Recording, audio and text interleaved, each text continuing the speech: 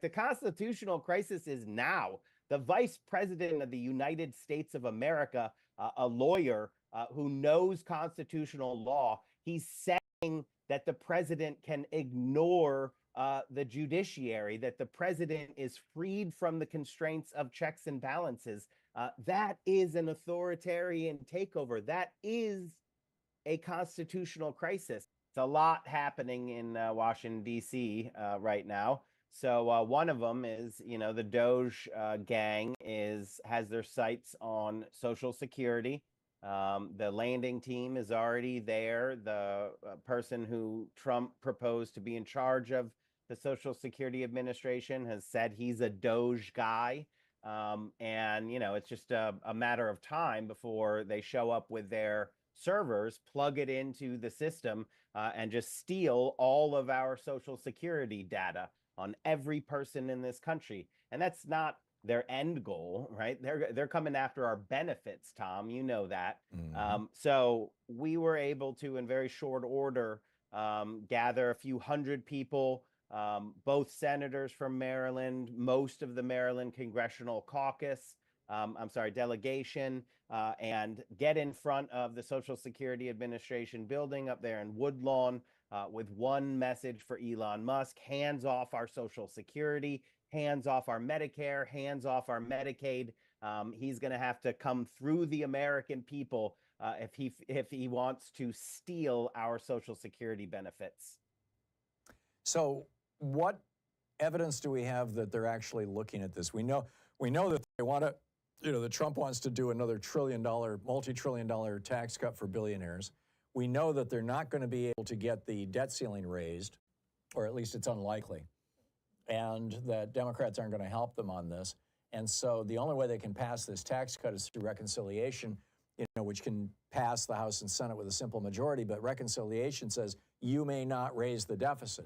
So they've got to come up with a couple of $1 trillion in government spending that they can get rid of to pay for this tax cut for billionaires. Do we have any evidence that they're specifically looking at these three programs? Absolutely. You have to actually look at the totality of what's going on, but very clearly $2.3 trillion in Medicaid cuts, which is simply the destruction of Medicaid to pay for. I always put that in air quotes because it's just ludicrous to call reaching into one person's pockets, taking their money and giving it to the billionaire in the room that's paying for it. That's just stealing, Tom. But that is how Washington, D.C. works. And you can read about it. I mean, always check my work. Google it. You can Google Jeff Van Drew. You remember that coward? He switched parties to become a Republican because he didn't want to lose his power. And he's out there. He's saying, oh, I'm nervous about the size of the Medicaid cuts. You'll read about how there is all this tension in the reconciliation package and how it's going to move forward, because they know that when the rubber hits the road, when it comes to legislation, when it comes to that tax handout, and they have to bring in Congress, that's when it becomes particularly difficult, because that's when they have to stop lying. That's when they have to say, these are the specific programs that we're going to steal from you so that Elon Musk, the richest man in the world, can afford, another golden pillow to cry about his sad life into, or whatever he spends his money on. But just to be clear, the reason it feels like they're able to do so much right now in this blitzkrieg part is because it's all done through executive action. It's all done by the White House. They haven't brought in the Congress yet. And that's why it feels so fast, and it's like nothing can stop it, because the powers of the presidency are astronomical, as you know. I mean, this man can literally destroy the world with the push of a button. He has enormous power. And he is actively eroding the checks and balances that are used to restrain that power. And since the Republicans in Congress are not standing up and saying, hey, that's the power of Congress, more and more authority is moving into the executive. But they do need to have a few things that have to happen with Congress. And once you get to Congress, it's a whole different ball game there, Tom, because in the House, they right now have a 0-person majority. After the special elections, they'll have a 3-person majority. And that caucus, the Republicans in the House, they're divided into like 5 to 7 factions that all hate each other. So we're going to have to raise our voices and defeat the reconciliation process, the attacks on Medicaid, and they have hundreds of billions of dollars in cuts to Medicare written down, but also the threat to Social Security, not just from Elon Musk, saying he's coming after Social Security. And read his Twitter right now. He keeps calling Social Security a fraud. He keeps retweeting Senator Mike Lee, who has actively called for the destruction of Social Security. I don't know, not with you, but with like establishment media, they keep, like wondering what's next in their agenda. You can just read Project 2025. They're doing it page by page. Yeah. The next thing on Social Security, create a commission so that they can get those cuts across without getting 60 votes in the Senate. But I am confident that, the rage that I'm feeling building is very real. No one voted to cut Social Security, Medicare, or Medicaid. So we are going to stand up now. Yeah, that's absolutely remarkable. What do you think the odds are that, I understand the government funds basically run out on March 14th. What do you think the chances of a government shutdown are?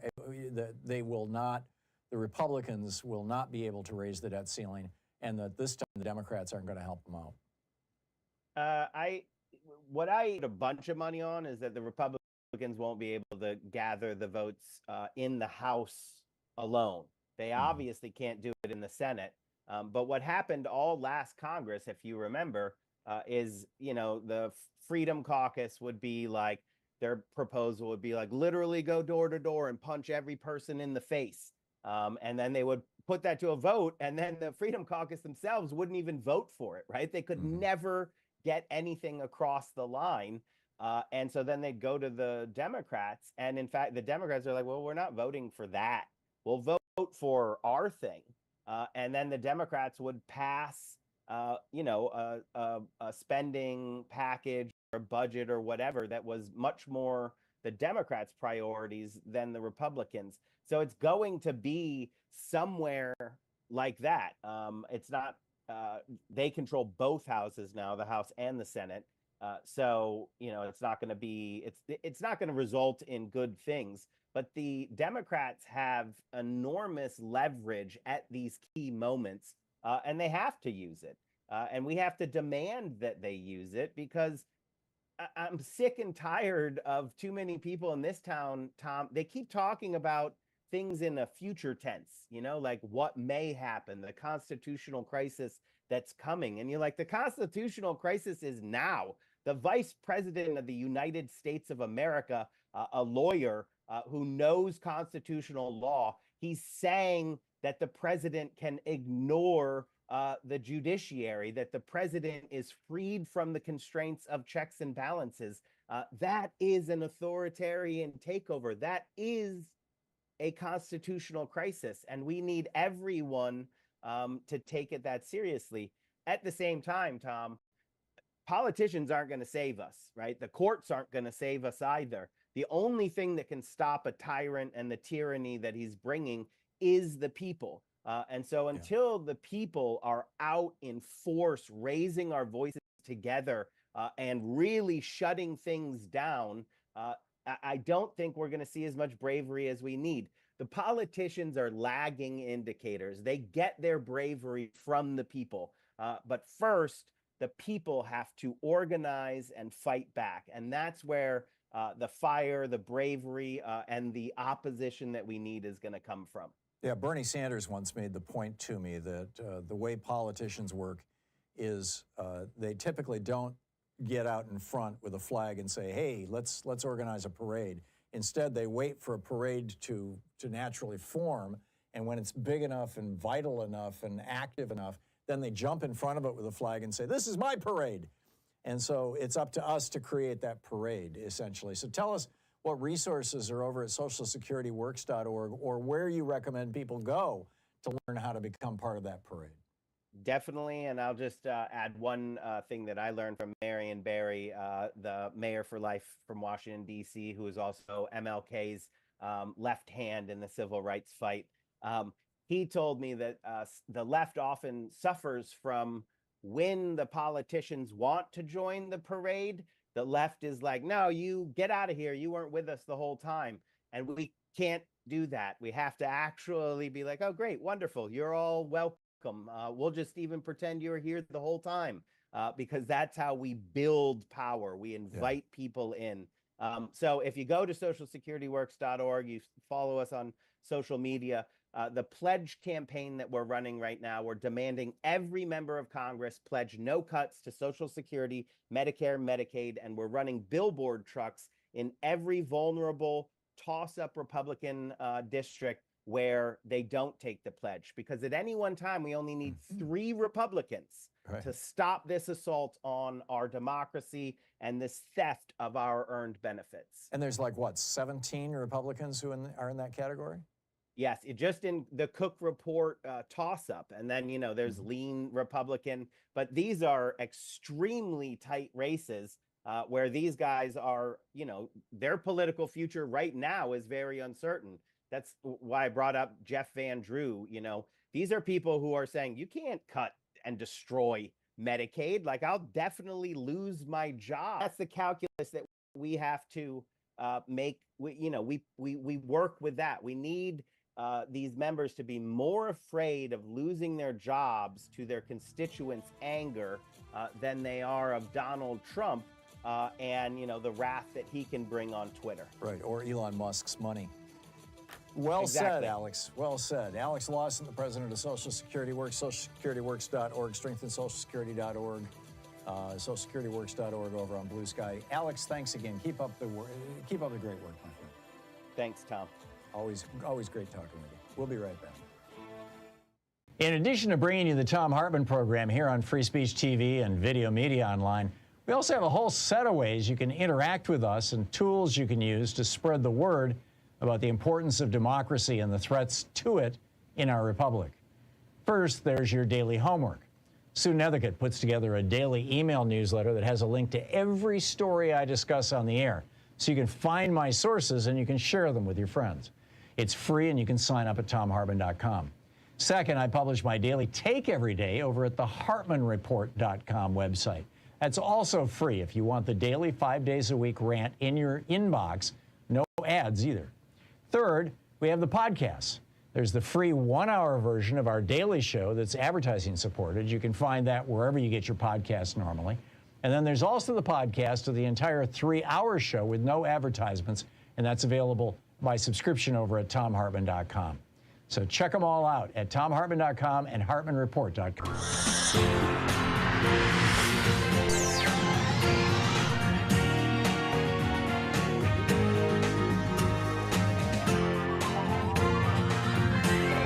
We say fight back!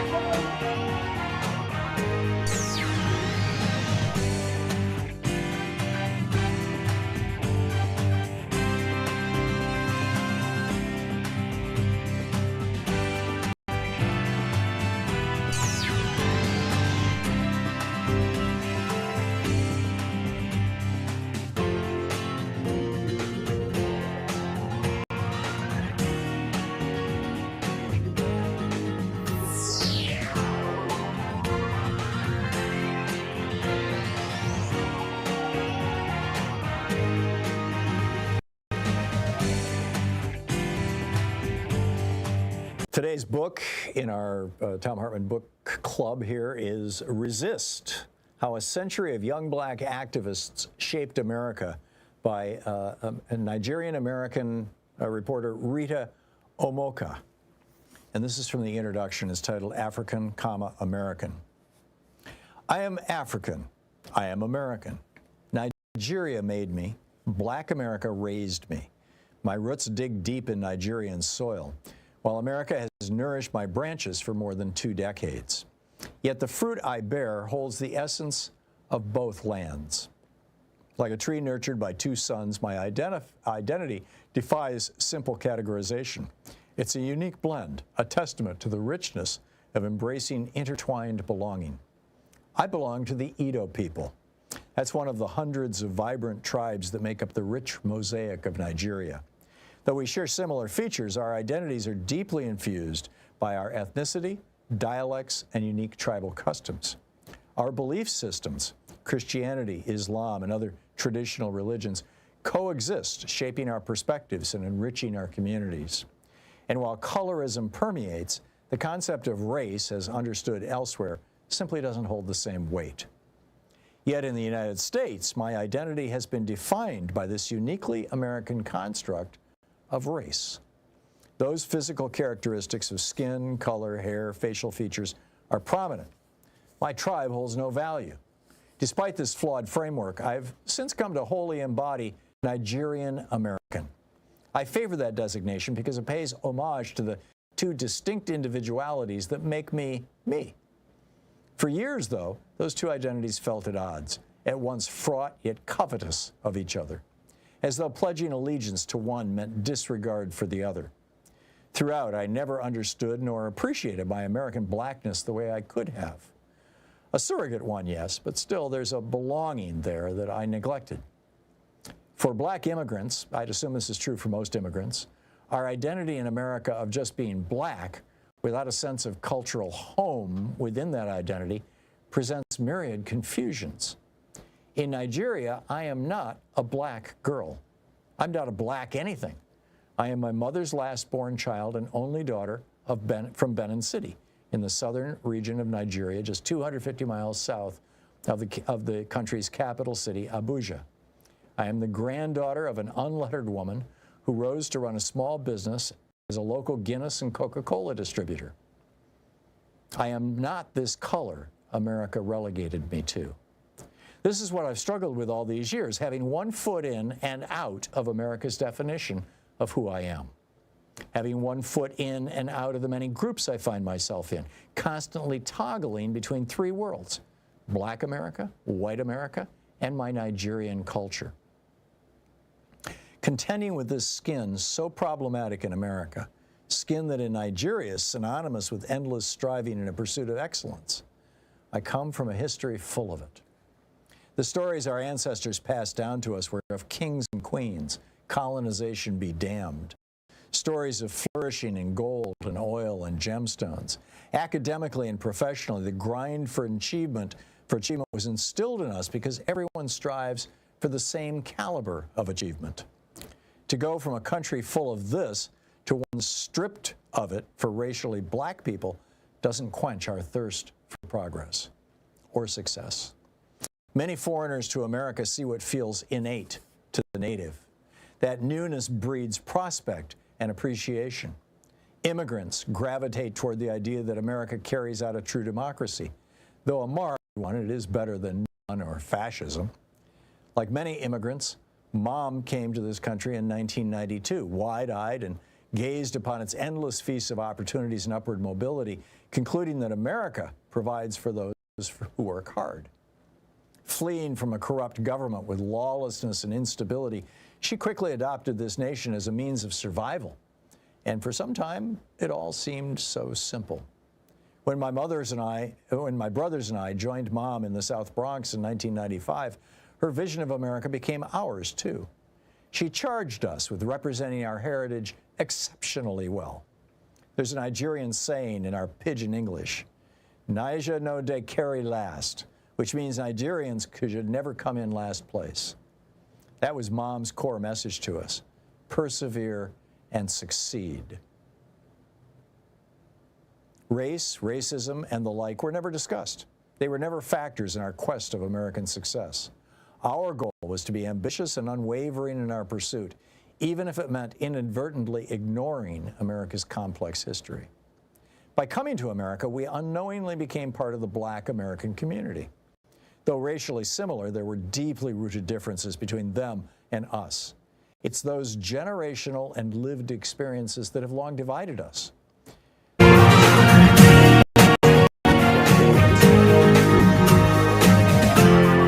This is the Thom Hartmann Program.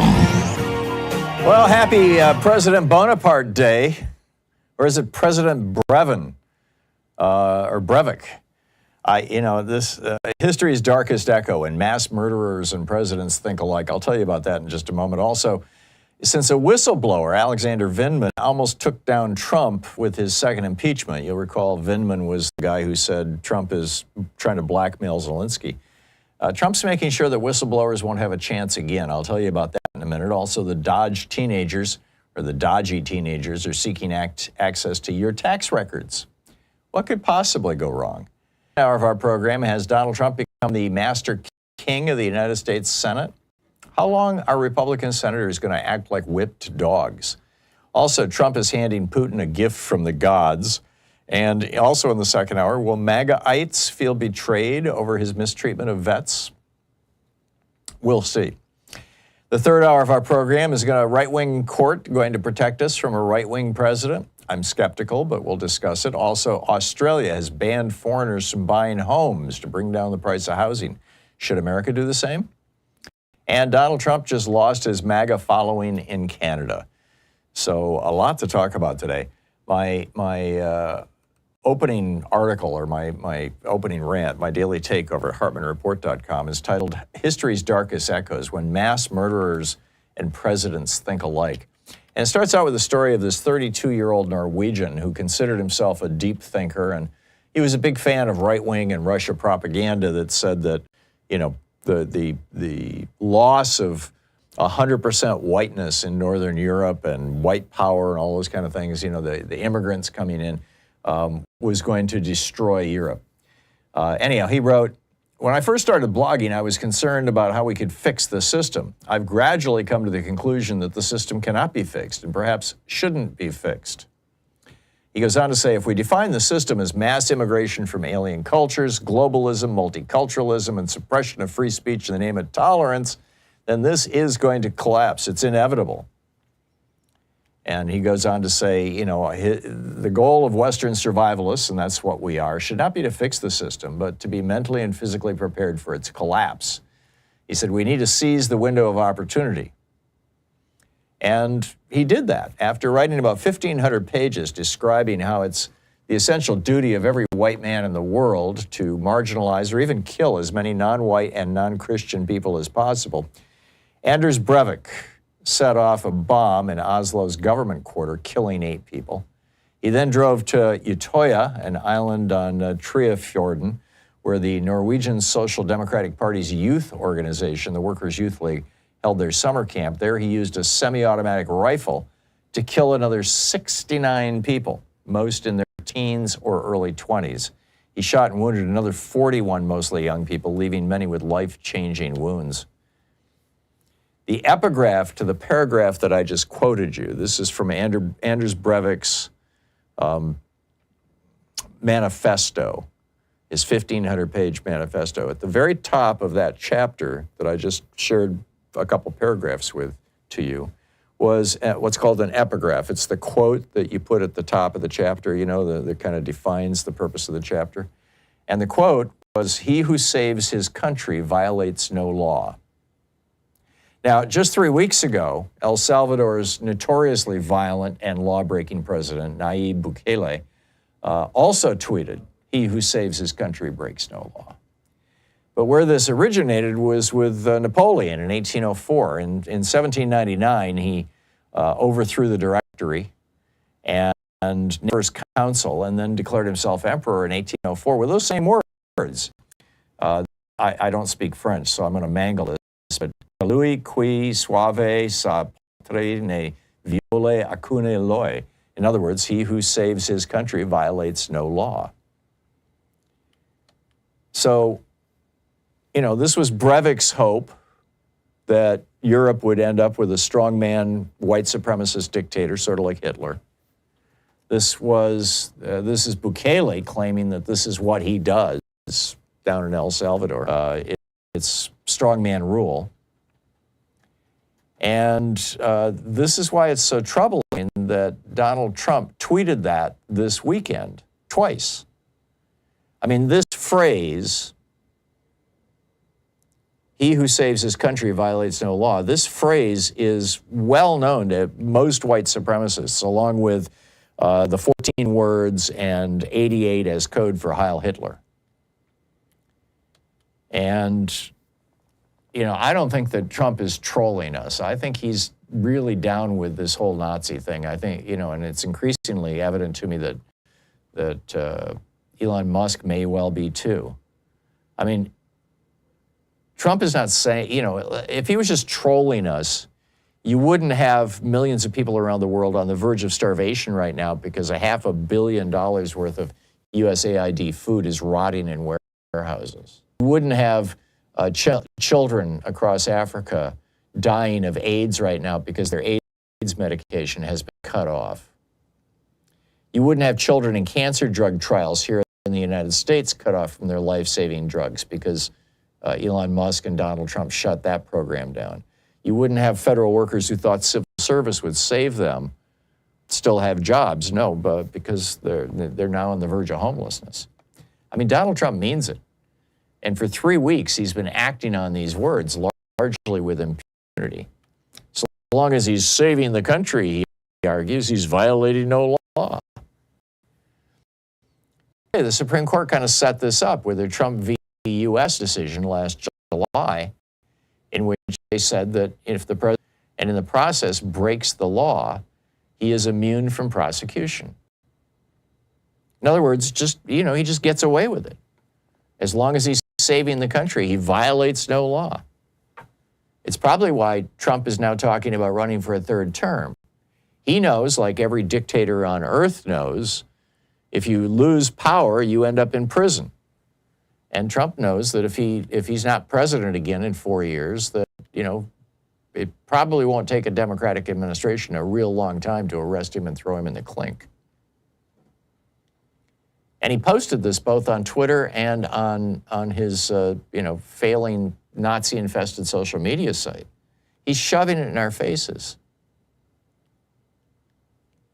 Now, there are some people who think that Trump is saying this not to refer to himself being above the law, but as a shout out to the people that he just pardoned, the 1,500, you know, right-wing potential murderers. I mean, they killed several cops. Kyle Clark is a reporter for 9 News Denver, and he writes, as a journalist who covers extremism at the local level, I think it's a mistake to view Trump's Napoleonic statement as solely about presidential power. Consider if it's interpreted as a wink and nod for any extremist to act outside the law to save the country as they see fit. Right, time to start killing liberals, harassing queer people, burning down the homes of undocumented immigrants. Putin and Orban both have, you know, non-government militias that do exactly those things on a regular basis. And now Trump is doubling down. Yesterday, he just retweeted this right-wing message that he could defy the courts. And his fellow billionaire, Elon Musk, is burning through our federal government like a California wildfire. You know, sometimes I think T.S. Eliot was wrong. You know, at the end of his poem, The Hollow Men, this is the way the world ends, this is the way the world ends, this is the way the world ends, not with a bang, but a whimper. I think it's ending with a bang. What say you?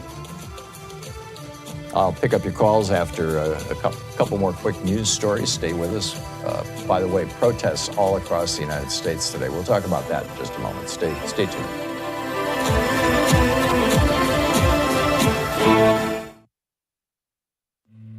This is the Thom Hartmann Program. We'll be right back. Stay with us.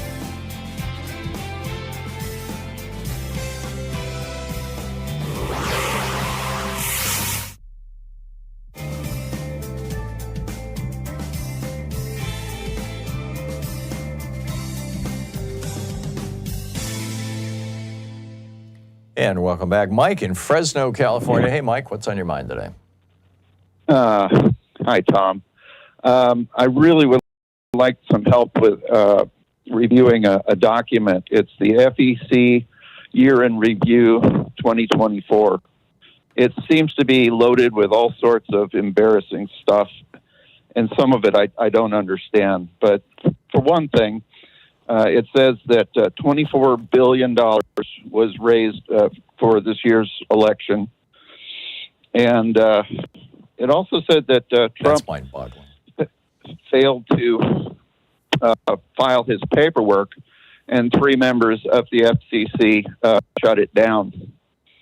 Other things that are in this document is that you can now give yourself a salary, and that Elon Musk can actually profit from boosting circulation of stuff. And it's kind of over my head. I really need a little help going through this 8-page report. That's all I got. I'll have to look it up, Mike. I was unaware of it. Thanks for the tip. Thank you. I will make a note, and I'll get back with you. Robin in Seattle. Hey, Robin, thanks for listening to KBCS. What's up? Hi, Tom. The reason I'm calling is I heard a couple of pundits on the news this weekend say that they believe that we will never make it to the midterms. Really? And I'm curious what you think about that. Anything is possible given what's going on right now. But I don't know. I mean, it's hard to imagine. There's nothing more fundamental to American democracy than elections. We held elections during Civil War. We held elections during World War I and World War II. We have never not held elections. They're intrinsic to democracy. My concern is not that we won't hold the election. My concern is that so many people will have been purged from the voting rolls, and so many, particularly mail-in ballots, will be challenged in blue cities in red states that there will be very little forward progress for Democrats in the next election, in the 2026 election. But I don't know. We'll see. Thank you, Tom. Yeah, I don't have happy words for you, Robin. I'm concerned. No, they're not. Yeah, thank you. Let's see here. Rick in Sacramento. Hey, Rick, what's up? Hey there. Congress has debated this several times since Reagan was president, the line item veto. Oh, that goes back to And Nixon, Trump, actually. Yeah. Okay.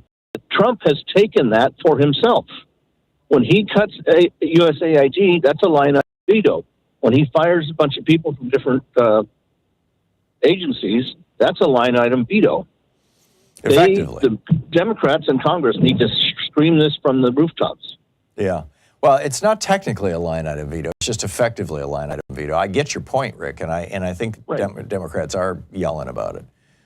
Yeah, but just use that term to consolidate and message. Also, Schumer needs to tell the Republicans that since their input to a budget is worthless because of that line item veto, he's not going to participate, and he's going to stand in their way, and there won't be a budget. Yeah. Well, we'll see how that one shakes out, too. They've got about 4 weeks.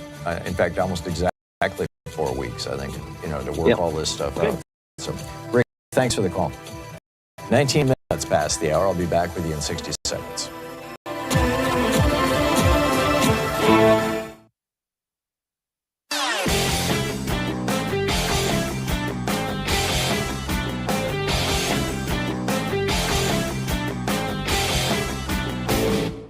Our daily song is now available on Spotify, Apple Music, Amazon Music, YouTube Music, Pandora, Tidal, Deezer, iHeartRadio, and a whole bunch of other platforms. Just look for songs by Louise and Thom Hartmann. Check it out.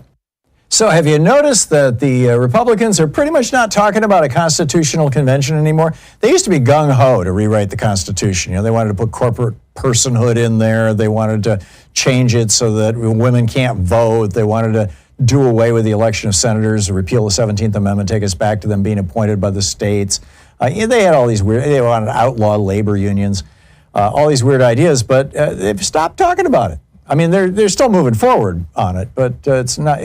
Project 2025, for example, their ultimate talking document, does not have one single mention in it about a constitutional convention. Why would that be? Well, it's because the Supreme Court is doing their work for them. I mean, they have overturned Article 2. They've overturned the First, Fourth, Ninth, and 14th Amendments. They've overturned Article 1, Section 7. All the details of this whole thing are over at HartmannReport.com. You got to check it out.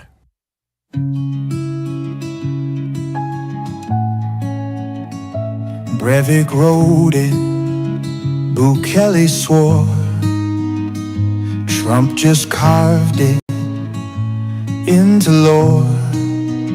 They speak in echoes, old yet clear. The past is whispering, do you hear? Same old lie, a new disguise, a kingdom built on alibis. They shouted loud, the war drums beat, while justice crumbles at their feet. He who saves his country violates no law. That's what they tell you before the fall. They claim to save but tear apart, turning power into art. He who saves, they say, breaks no law, but every tyrant had that flaw. 22 minutes past the hour. Welcome back. So demonstrations are happening as we speak in cities all across the United States. Many of them have been organized by the 50501 movement, 50 states, 50 protests, one movement. This is a group that was trying to get everybody out in the state capitals of all the states. This idea originated on Reddit by a user named Evolve Fungi. And the first protest was on February 5th. Thousands of people participated in cities and state capitals, including Connecticut, Colorado, Hawaii. The organization estimates there were nearly 80 protests across 88 cities. And they're also being coordinated with a group called Political Revolution, which came out of Bernie Sanders' 2016 presidential campaign. And that group says it's not affiliated. In fact, both groups say they're not affiliated with any political party.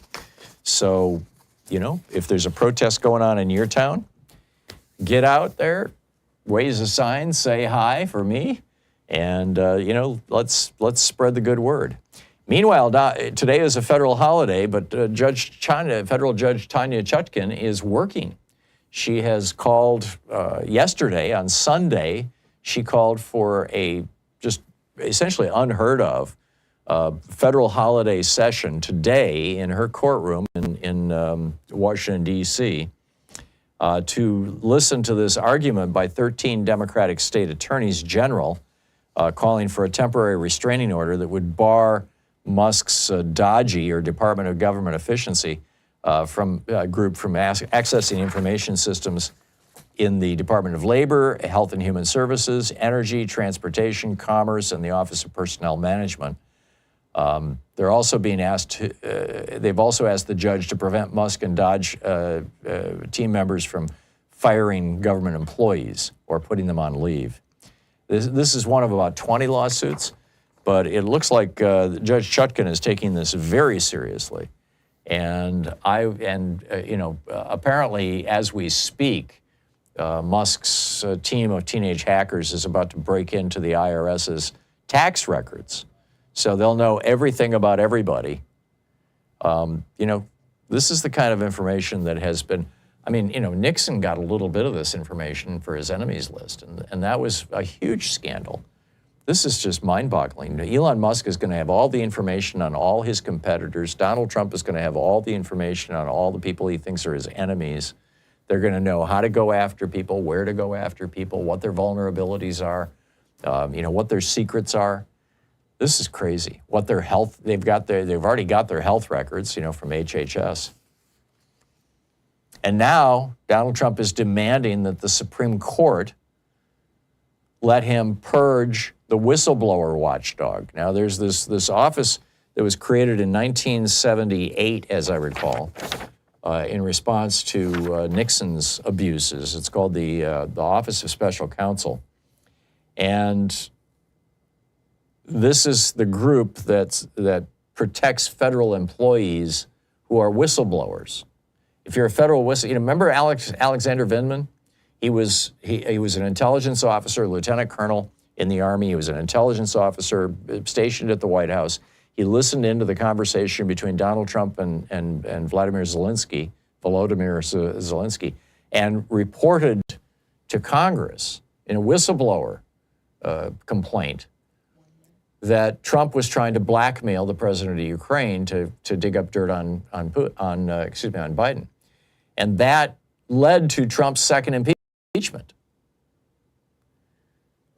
Well, Trump doesn't want that to happen again. So the office that protects whistleblowers, the office that whistleblowers go to when they want to blow the whistle, Trump is shutting down. The Office of Special Counsel, the OSC. And, you know, again, this case, now this is the first case. Trump has tried to shut it down. He's been blocked by a federal judge. And the Trump administration yesterday petitioned the Supreme Court to hear this case. If the 6 right-wing Republicans on the Supreme Court go along with Trump and say, yes, you can kill off the Office of Special Counsel if you want, even though it was created by Congress. If they go along with this, it's the end of our system of government. It will be the beginning of basically rule by diktat, rule by whim. This is dangerous, dangerous stuff. And I'm guessing that probably within a week or two, you know, it took Hitler 53 days to dismantle German democracy. It might take Trump less than a month. So what say you? I'll pick up your calls on the other side of the break. Stay with us. You're listening to the Thom Hartmann Program. Call 202-808-9925. No guests today, just you and me for 3 hours. What's on your mind? I'll pick up your calls right after this.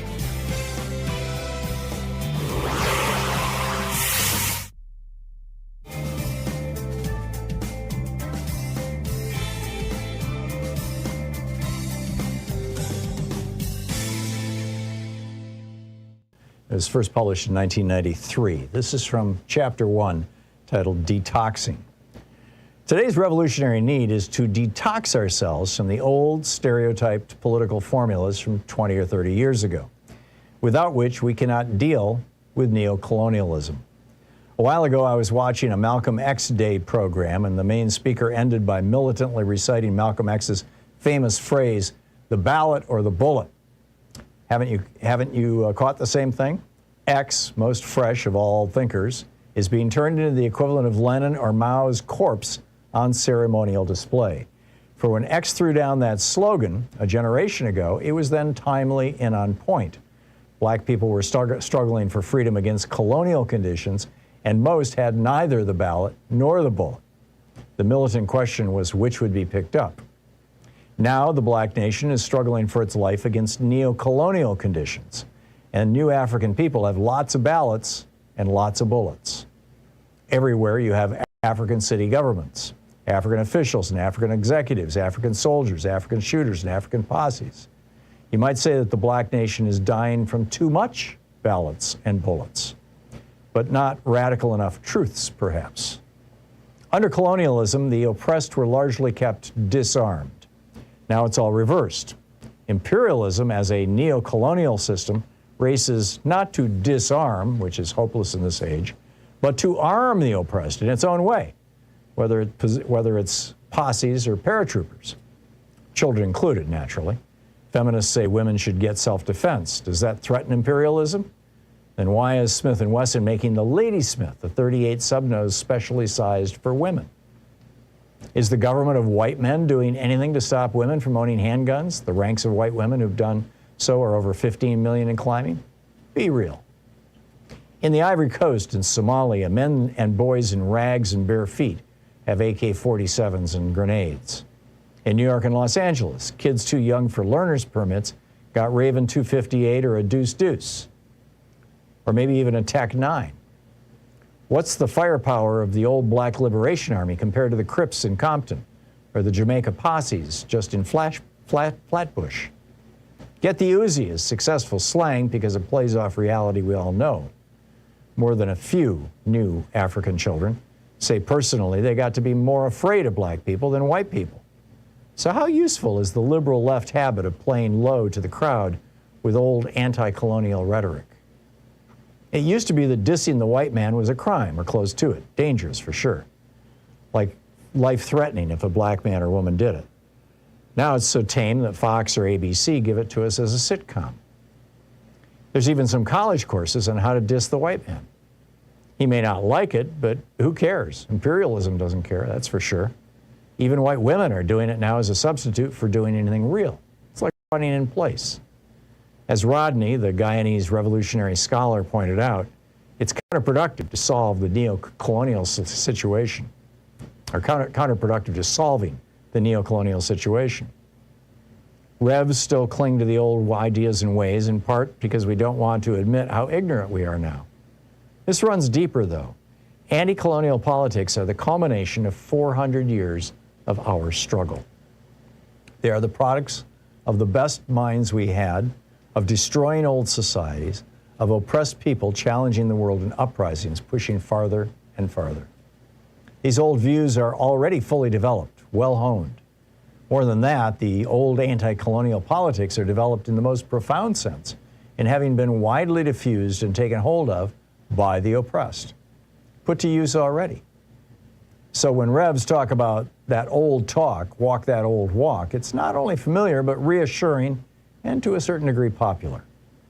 We all take for granted now that the anti-colonial consciousness and changes. It's become the normal. That's what's our due. A few years ago, Nelson Mandela was the most famous terrorist POW in the world.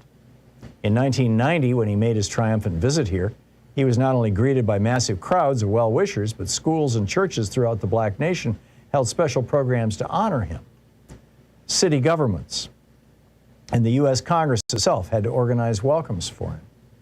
Like it or not, white men had to smile and applaud him. And last year, by any means necessary T-shirts with Malcolm's picture on them were more common in many streets than Budweiser T-shirts. And you can't take it to mean anything extreme or radical. The old anti-colonial awareness has already been generalized widely, absorbed by people and society itself into daily life. So let's break that down. When a tiny Klan faction based in North Carolina to the U.S. Capitol from a rally on Labor Day weekend 1990, it took over 2,000 cops in riot gear to hold the angry crowds back. The D.C. New African community was outraged that any Klan dared to march in their city, which is 70% black, on their territory. Ephi Berry, the then wife of the then mayor, Marion Berry, came out and brought her 10-year-old son. "I'm overwhelmed," she said. The book is Night Vision, Illuminating War and Class of the Neocolonial Terrain by Butch Lee and Red Rover, first published in 1993.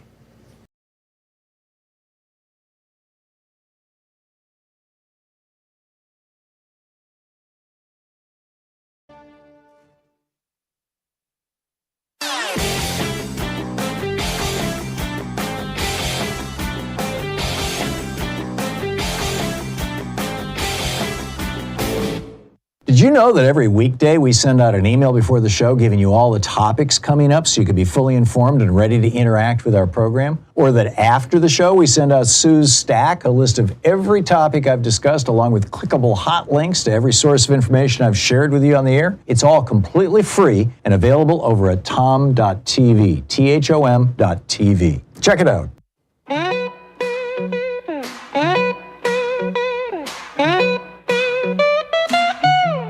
He came down the escalator, smug and loud. Said he'd drain the swamp, but he fed the crowd. Lies like a flood, truth on the run. Turned the White House into a loaded gun.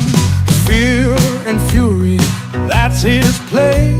Set the match, then walks away. Burn it down and claim no blame, while the people pay for his twisted game. It's shock and awe, a wrecking ball. Break the law, deny it all. Tear it down, watch it fall, then beg for a curtain call. He's got the con, he's running the con. Welcome back, 35 minutes past the hour. So, hey, have you seen this? The Common Cause, you know, the progressive activist group, Common Cause, wanted to buy a $115,000 ad in the Washington Post calling for Elon Musk to be fired. And apparently that was too much. Musk's fellow billionaire, Jeff Bezos, owns the newspaper, which has abandoned their longtime slogan, "Democracy dies in darkness," and replaced it with riveting storytelling for all of America. And this is wild. It's like, the Washington Post said no to this ad. I had considered subscription because I canceled it back when they refused to endorse. When Bezos canceled the endorsement of Kamala Harris. I'm not going to renew it now. I've been struggling with this debate. This is crazy. All right, what's on your mind? Gordon in O'Brien, Oregon. Hey, Gordon, what's up? Hi, Tom. Good morning. The other day I watched a Politics Girl YouTube rant on Where Are the Leaders? Yeah, she's good. And I watched you being interviewed by her once. But anyway, she listed all the presidents, both Republican and Democratic, and vice president, senators, and governors, and she put their pictures up on the screen around their head, and was saying, "Where are all these leaders? We've elected them, and they've sworn an oath to lead us." And so the thought came to mind: what if all of these past Republican and Democratic presidents and vice presidents and senators and such all had like a mass rally in front of the White House, like periodically, like every 3 days or every weekend or something? And rather than just having common citizens fight the good fight. This is something that really troubles me, Gordon. If Barack Obama and Mitt Romney truly believed that Donald Trump is a threat to our democracy, where the hell are they? I mean, they've got huge platforms, and they could come out as a bipartisan group. And I know that I believe the two of them have always had a reasonably good relationship. Even though Romney ran against Obama, maybe I'm mistaken in that, but it's just what I hear from people. And Clinton and. Yeah, Clinton's getting kind of old and shaky, but where's Bill Clinton for that matter? Or where's Hillary Clinton for that matter? Or for the better, where's Kamala Harris for that matter? Exactly. She keeps asking for money on the email. Oh, really? Oh, jeez. Yeah. So today is the fourth week of the Trump regime. Yeah. And I'm wondering what's it going to be like in 4 months or 4 years? I know. How long can this be sustained? I share your concern, Gordon. And I think it's going to burn out before summer. I think. We'll find out. Either something is going to pause this, or America is going to end up a very different place, and we're going to end up also in a great recession, in a maybe even a depression.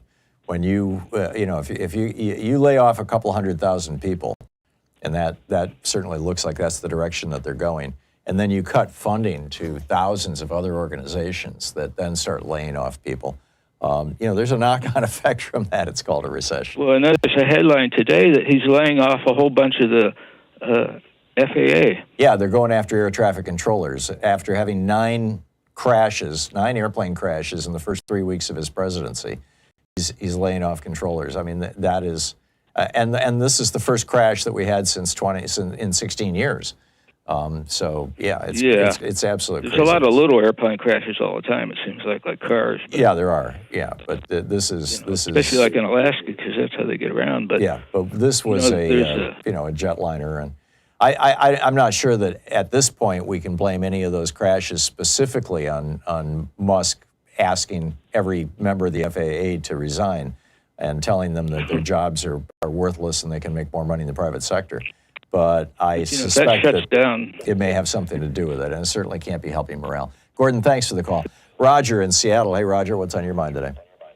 Couple things. Don't you know that Trump said it was a midget that caused that crash? Because I guess he couldn't, insult somebody else that was disabled to blame for the crash. Yeah, I think dwarf was the term they used, but yeah, I get it. Pardon?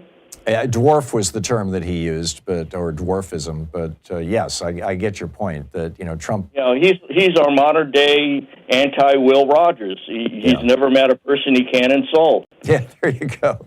Well, also he knew. The rest of us didn't know, but he had access to the information as president that the person flying the helicopter was female, and so that's why he came out and said it was DEI, that she was a DEI hire. Most people who get jobs as a result of DEI are women.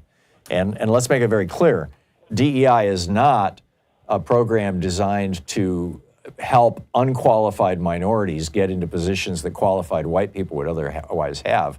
It's the exact opposite. It's designed to prevent unqualified white people from getting jobs that more qualified women or minorities might otherwise have. And, of course, Trump and his buddies completely distort that. But yeah, good point, Roger. Thank you. Richard in Houston, Texas. Hey, Richard, what's on your mind today? Yeah, sorry for the background noise. I'm almost there to the protest at City Hall in Houston. Hey, very good. And very little noise, Richard. It's all good. Okay, good. Well, and then going on for 8 years, every Tuesday in front of John Cornyn's office. I called you last week. Yeah, you did. Remind everybody. Yeah. Okay, well, and something I would like to share with you. I think the closest thing we've had to an Elon Musk is Andrew Mellon. And if you look back at what happened with him, he was instrumental in causing the crash of 1929. Yeah, Andrew Mellon was Herbert Hoover's Secretary of the Treasury, wasn't he, in 1928? Or 29? Hoover and Coolidge and Warren G. Harding. He was Secretary of Treasury under all three of them. Oh, really? And oh, wow. Yeah. And afterwards, he was exposed for tax fraud. Gee, imagine that, right? Yeah, there were also rumors in on the attempted coup against Roosevelt with Irene DuPont, a couple of the DuPont brothers who were apparently pretty clearly funding that thing. Which is my point. It's going to take something awful as that to wake people up. I mean, it's a 4-year COVID-19 debacle we got such short memories, but it's going to take something that bad for people to go, duh. Yeah. But that's what it's going to take, and that's what I see coming. And I didn't mean to call you to correct you, but that was the first impeachment. There's so many of them, it's hard to get mixed up. The Vindman was the first. Lieutenant Vindman was the first. You're right. The second impeachment was for January 6th. You're absolutely right, Richard. Yes, yeah, thank you. Yeah. No, I don't mean to call you to correct you. No, I appreciate it. If I say something that isn't right, I want to get called on. I always want people to know that when they're listening to this program and they hear something, that it's true, it's accurate, it's something they can take to the bank. And occasionally I do get things wrong. And thank God I've got some of the smartest listeners in the world here who will call up and set things right. And thank you for doing that, Richard. Well, thank you. But it's easy to get them mixed up when there's so many of them. Yes. Okay, y'all have a good day. Thank you, Richard. You too. I appreciate the call. Yeah, and enjoy your protest there. Mike in Salt Lake City, Utah. Hey, Mike, what's up? Yes, Tom, I want to bring to your attention and your audience attention that here in Utah, the Utah State Legislature and the governor signed it, a bill called HB 267, which stripped the right of public unions to collectively bargaining. And there are two salient points I want to bring up to you. First of all, Utah is a right-to-work state, as you know.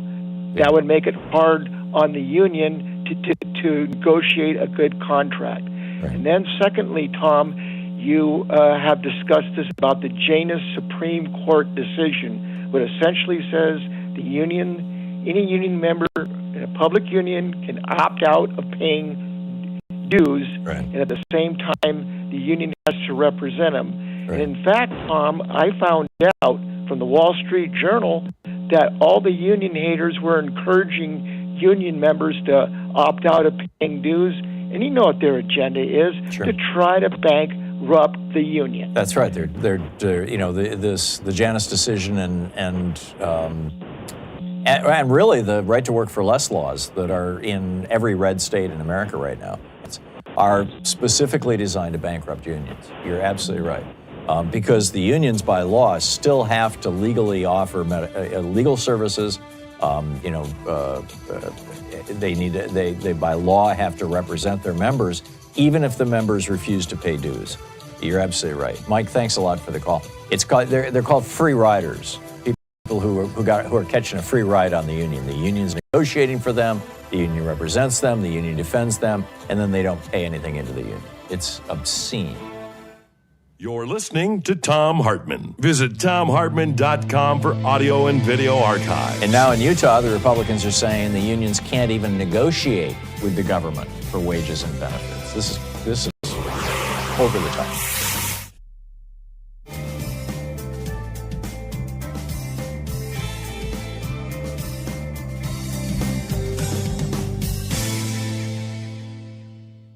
And welcome back. And let's see here, MJ in Ankeny, Iowa. Hey, MJ, what's up? What's on your mind? Tom, how are you? Happy Not My President's Day. Indeed, there you go. And I wanted to I made up a little jingle for you this morning, and I'll just roll it off here for you if you'd like. If it's quick. Yep. How much is that DOGE in the window? The one without a transparent trail. How much are those muskrats in the windows? And when will they all go to jail? Okay. And then I just also wanted to say, this thing with them getting in our business, Muskrat, I want them to stop and shut up finally about Hillary's server and emails. Yeah, you think? You think? Yeah. I hope. And then the other thing I've been wanting to tell you, I haven't been able to call in. It's always been fast busy. I talked with Jeremy about that. But it's been about 3 or 4 months since I've been able to call in. But I wanted to let you know. I know you're familiar with Allen Communication, Allen Media. They grab with local weather channels, and they want to basically any stations that Allen Media owns, they want to make it all national weather and not local weather, which is so stupid to me because we need minute-by-minute updates from local stations. Right, but that saves the money. They don't have to hire weathermen or women. Yeah, and that's what they're trying to do. But the power grab, for some reason, was canceled this round of it, and it could be that I raised holy heck on social media about it, and maybe other people have too. And I'm getting very involved with. I'm one of 5 blue dots in a red state. Polk County. I live in Polk County, and it's 1 blue dot of 5. So I think it's really important for people like me who can speak out to do so.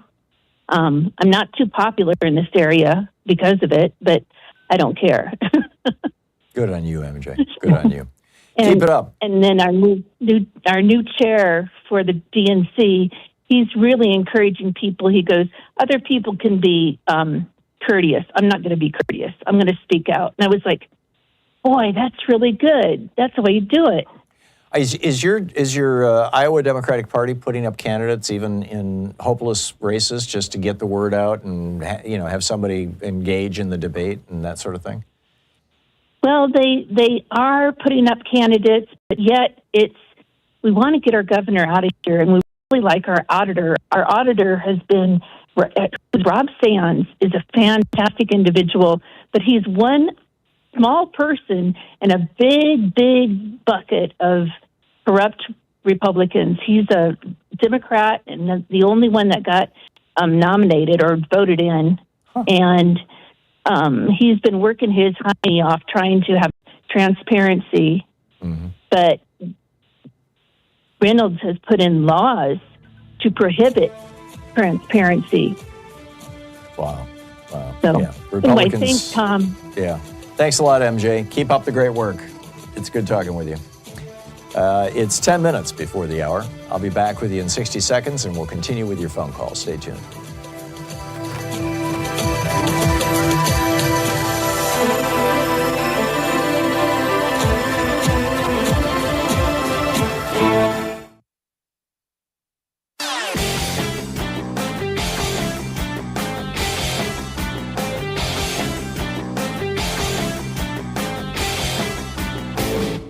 Hey, thanks so much for sharing our program and for reaching out to our stations and sponsors and letting them know that you're listening. It really means a lot to us.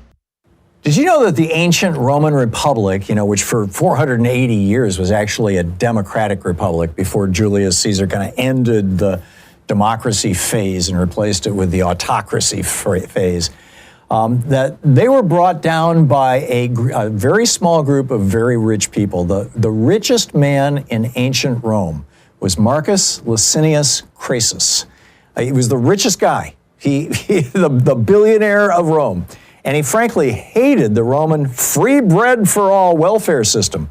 It was being paid for with his tax dollars, after all. So him and Pompey the Great and a few other rich guys got together, and they basically crashed Rome. They turned it into an oligarchy and then into a tyranny. And the parallels to what Trump is doing right now are absolutely shocking.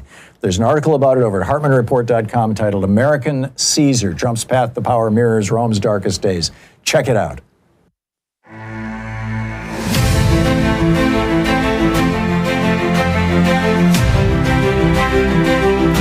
Welcome back. 9 minutes before the hour. Picking up your calls here. Aaron in Victoria, Texas. Hey, Aaron, what's on your mind? I was wanting to talk about real quick. Sorry for the delay. Aaron, I can't. Your voice is coming and going. It's totally weird. Can you put your mouth right next to the microphone, please?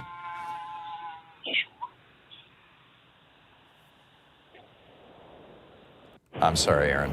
Dave in Federal Way, Washington. Hey, Dave, what's on your mind today? Hey, not too much, Tom. On your show, I've noticed towards the end of the week, you say some really blunt truths. And I don't know if it's fatigue or what's going through your mind. But no, I try to do that every day, Dave.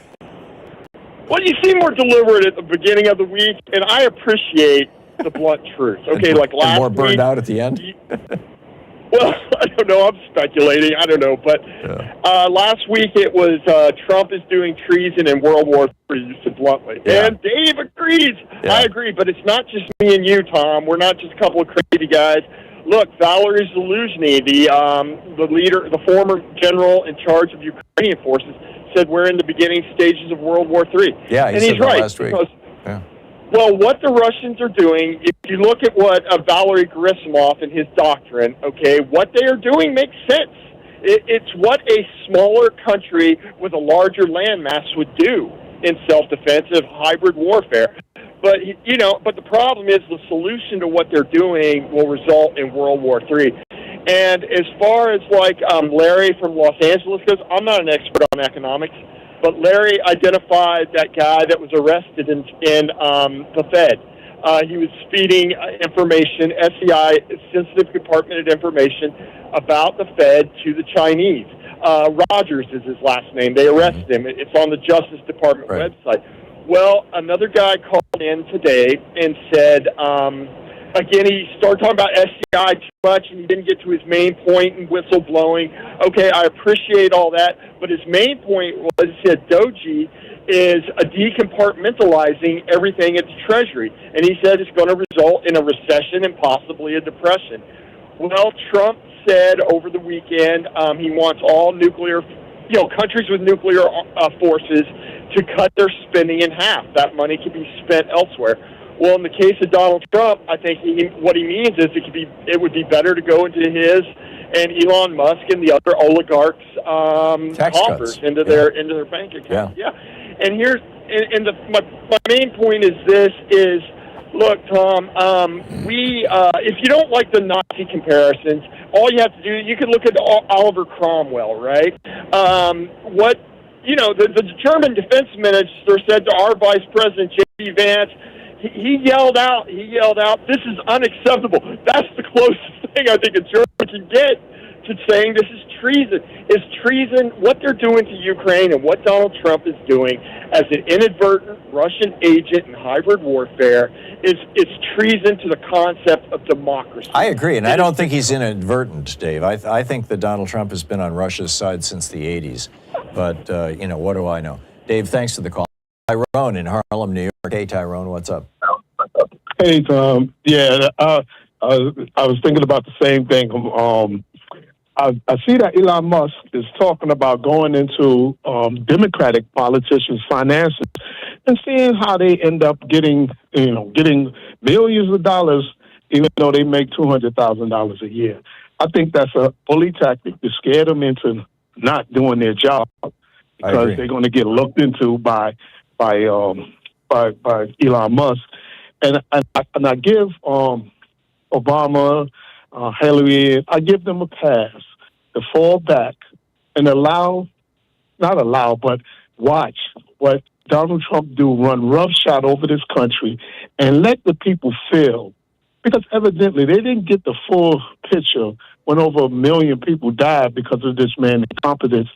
And I look at it like you got almost 150 million people is responsible for this man being in office. Because you got 77 million that voted for him actually, and then you got another 80 million that didn't vote at all. Yeah. So these people helped this man get into office, and they think that the president of our government don't hold that much power, and that our government is completely failed anyway. Before Donald Trump, there are people that don't appreciate and don't. They take it for granted that this country is going to be here for us all the time. Yeah. I'm looking at this World War II thing, and we are vulnerable. We are vulnerable to this type of takeover. I'm with you, Tyrone. We better pay attention. And I think these guys are doing it with eyes wide open. I think that their goal is to kneecap, to bring America to her knees, and then have China have Asia, have Russia have Europe, and have us have the Americas. I really think that that's what's going on. Tyrone, thanks for the call. I think they also want a government run by AI. You're listening to Thom Hartmann.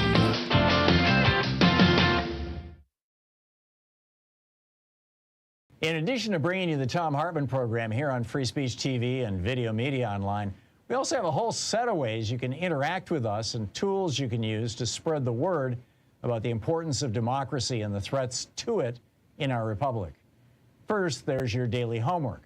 Sue Nethercutt puts together a daily email newsletter that has a link to every story I discuss on the air, so you can find my sources and you can share them with your friends. It's free and you can sign up at thomhartmann.com. Second, I publish my daily take every day over at the hartmannreport.com website. That's also free if you want the daily 5 days a week rant in your inbox. No ads either. Third, we have the podcasts. There's the free 1-hour version of our daily show that's advertising supported. You can find that wherever you get your podcasts normally. And then there's also the podcast of the entire 3-hour show with no advertisements, and that's available by subscription over at thomhartmann.com. So check them all out at thomhartmann.com and hartmannreport.com.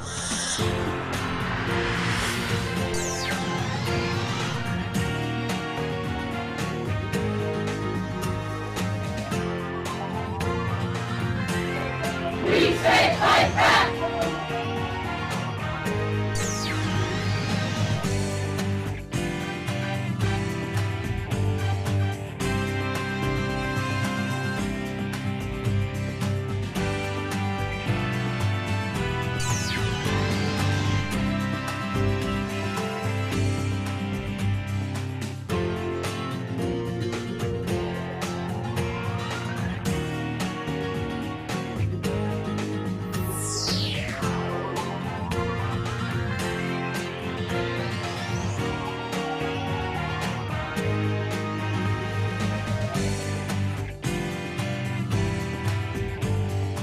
Book today in the Thom Hartmann University Book Club is Trump U, Promises, Lies, and Corruption, My Battle with Donald Trump's Fake University by Art Cohen with Dan Good. This is from Chapter 1, The Art and the Deal. I was in a vulnerable place. I found myself jobless in early 2009 after my consumer electronics company went through a forced sale. I'd poured my life into Ariel Inc. You might remember our Audio Bug FM transmitters, ladybug-shaped devices that aired music from portable devices over a car radio. After Apple's iPod became all the rage, we developed, manufactured, and licensed products for major retailers and brands such as Best Buy's Dynex, Iriver, Kensington, SanDisk, XM Radio, and Delphi. Later, we looked to expand our wireless music transmission offerings with our own i21 brand, working seamlessly with the debut in 2007 of a new iPhone. Everything was going well until it wasn't. The consumer electronics industry was hit hard by the 2008 recession. Our major investor wanted to restructure the company and install new management. I was out as CEO in 2009. I wanted to find something new and fast. It wasn't a great time to be unemployed. The national economy was tanking, and to top it off, Silicon Valley isn't a cheap place to live. I worried about providing for my wife and 2 sons. At age 44, I found myself at a crossroads, an inflection point in my career. After spending 5 years as a CEO, I wanted to do something different and carve a new path. And then I came across a special invitation in the mail and a full-page ad in the San Jose Mercury News promoting an opportunity. Do you think you can profit in this market? You can, and I'll show you how, proclaimed the advertiser's headline underneath a photo of real estate developer Donald Trump. The ad promised the opportunity to learn from Donald Trump's hand-picked experts. He's the most celebrated entrepreneur on earth. He's earned more in a day than most people do in a lifetime. He's living a life many men and women only dream about, and now he's ready to share with Americans like you the Trump process for investing in today's once-in-a-lifetime real estate market. Come to this free introductory class, and you'll learn from Donald Trump's hand-picked instructors a systematic method for investing in real estate that anyone can use effectively. You'll learn foreclosure investing from the inside out. You'll learn how to finance your deals using other people's money. You'll learn how to overcome your fear of getting started. End quote. The ad featured a guarantee attributed to the man himself. I can turn anyone into a successful real estate investor, including you. So, why not me? Donald Trump was a name I trusted. I grew up in Philadelphia, less than 100 miles from Trump's home base, New York City, so I was familiar with his success as a real estate developer and as an author of the 1987 bestseller, The Art of the Deal. I'd made the hour-long drive to Atlantic City, New Jersey a couple times, and his last name was splashed across the casinos, T-R-U-M-P, and flashing lights. I consider the name Trump synonymous with success and wealth. At least that's what it meant for me back then. During the mid-'80s, while a student at Drexel University, I was one of the co-founding members of the D-Users, widely acknowledged as the first Macintosh users group. I was invited to a Hollywood-style event called Going National, hosted by Drexel on its campus. There, I met the legendary Steve Jobs, co-founder of Apple. His inspiring talk that day imagined future computers using artificial intelligence to have conversations with the dead. Not literally, but using inputs known about, for example, Abraham Lincoln. The AI would bring Lincoln to life so you could have a modern-day conversation with him as if he were alive today. Jobs' talk inspired me to lead a team tasked during a competition with imagining the personal computer of the year 2000. There we were, to present our vision with an impressive panel. Science fiction writer Ray Bradbury, futurist Alvin Toffler, education writer and historian Diane Ravitch, computer pioneer Alan Kay, and Apple co-founder Steve Wozniak. A team from the University of Illinois at Urbana-Champaign won the competition. They envisioned a tablet device that sounded an awful lot like the eventual iPad. During a luncheon, I got to sit at a table with Bradbury, and we began talking. He was amiable. He told me how his writing career didn't take off right away. He kept at it, day by day, year by year, and eventually success and fame found him. I love science fiction, and Fahrenheit 451 is one of my favorite books. Besides my father, Bradbury probably inspired me more than anyone else as a writer, something I enjoy doing in my spare time. The Project 2000 contest was beneficial in another way. It allowed me to connect with Apple employees and give them my resume. By 1989, I was moving to California as an Apple employee. I worked as an engineer at Apple until the mid-'90s, during the time before Steve Jobs returned to the company. I left to join a company called General Magic, where I worked on product and project management. During my time there, I bumped into a French-born computer programmer who said his wife came up with an idea about selling stuff from around the house online. Everybody laughed about it. I guess Pierre Omidyar got the last laugh. His creation, Auction Web, was later renamed eBay and became one of the world's leading e-commerce companies. I bounced around several tech companies in Silicon Valley, including Coraco, Oracle, and Philips Semiconductors. At one point, I tried my hand at law school, taking classes at night. Philips was picking up the tab. Classes were challenging and my head wasn't in it. It was a big commitment and I ended up only going for a year. My passion remained with high tech. After moving to California, I didn't keep close tabs on Donald Trump. I wasn't aware of his casino empire cratering or his massive, massive debt. The book is Trump U by Art Cohen, with Dan Good. Thank you. Mm-hmm.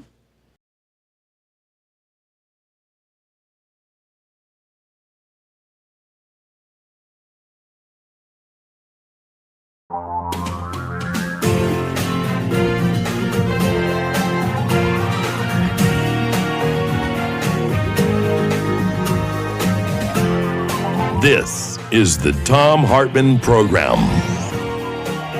Welcome to the second hour of our program. Has Donald Trump become the master king of the Senate? Sidney Blumenthal, you know, the fellow who was a longtime Clinton family friend and advisor, it was his emails with Hillary that got leaked back in the day by the Russians that started the whole, oh my God, her server kerfuffle and all that kind of stuff. Anyhow, he wrote an op-ed for The Guardian, theguardian.com this morning. And in it, he's pointing out that before Elon Musk, you know, started decimating the federal government, Donald Trump came for the United States Senate. And that Trump's mission, according to Blumenthal, his job, as it were, his goal, was specifically to, what would the proper word be? Castrate the Senate, put shock collars on them. I'm using kind of veterinary terms here, but to establish his dominance over Republican senators. Now, the Democratic senators, by and large, are standing up to him. There have been a few exceptions, of course, but by and large, it's the Republican senators. And it would only take 3 or 4 Republican senators to blow up an awful lot of what Trump is trying to do, particularly with his putting unqualified people into office. But, you know, what Sidney Blumenthal is pointing out is that the unqualified people was part of the plan. This was Donald Trump's way of saying to United States senators, to Republican senators, I can do the most outrageous stuff, and you guys are just going to have to rubber stamp it. Because I got a billionaire here who will fund your primary challenge, and you will be out of politics, I guarantee that. So if you want to continue to have the power and prestige and income and financial opportunities, given that it's not illegal to trade on insider information for senators, if you want to continue to have all that stuff, you have to allow me to do these just absolutely outrageous things to America. Let's put somebody who loves Vladimir Putin in charge of our spy agencies. Let's put somebody who thinks that vaccines cause autism in charge of our vaccine programs. Vaccines don't cause autism, by the way. Let's put somebody in charge of our FBI who wants to destroy the FBI. I mean, this is. Let's put a drunk in charge of the military. Now there's word that when Hegseth was over in Europe for the security conference that he was drinking bourbon. Now, the White House was saying, no, that was just water, but it was kind of brown water. And now some of Hegseth's defenders are saying, well, maybe it was just iced tea, and maybe it was, who knows? But he, according to some folks, seemed to be slurring his words. I mean, we've got an alcoholic as a Secretary of Defense. Let's just own this. But Sidney Blumenthal points out, he says, Trump's opportunity to crush the Senate appeared at once, with the confirmation hearings. He writes, the Senator John Tower of Texas, very much a member of the club of his day, but a drunken sexual harasser of the old school, groping in elevators, was exposed when George H.W. Bush nominated him as Secretary of Defense, and he dropped out. But shame in the Trump orbit is as antiquated a notion as virtue. The patent unfitness of Trump's nominees put the senators on the spot, writes Sidney Blumenthal. And, he then tells this kind of tragic story of Joni Ernst, who kind of had a modicum of integrity and was standing up for soldiers and for women in the military. And then, Trump threatened her.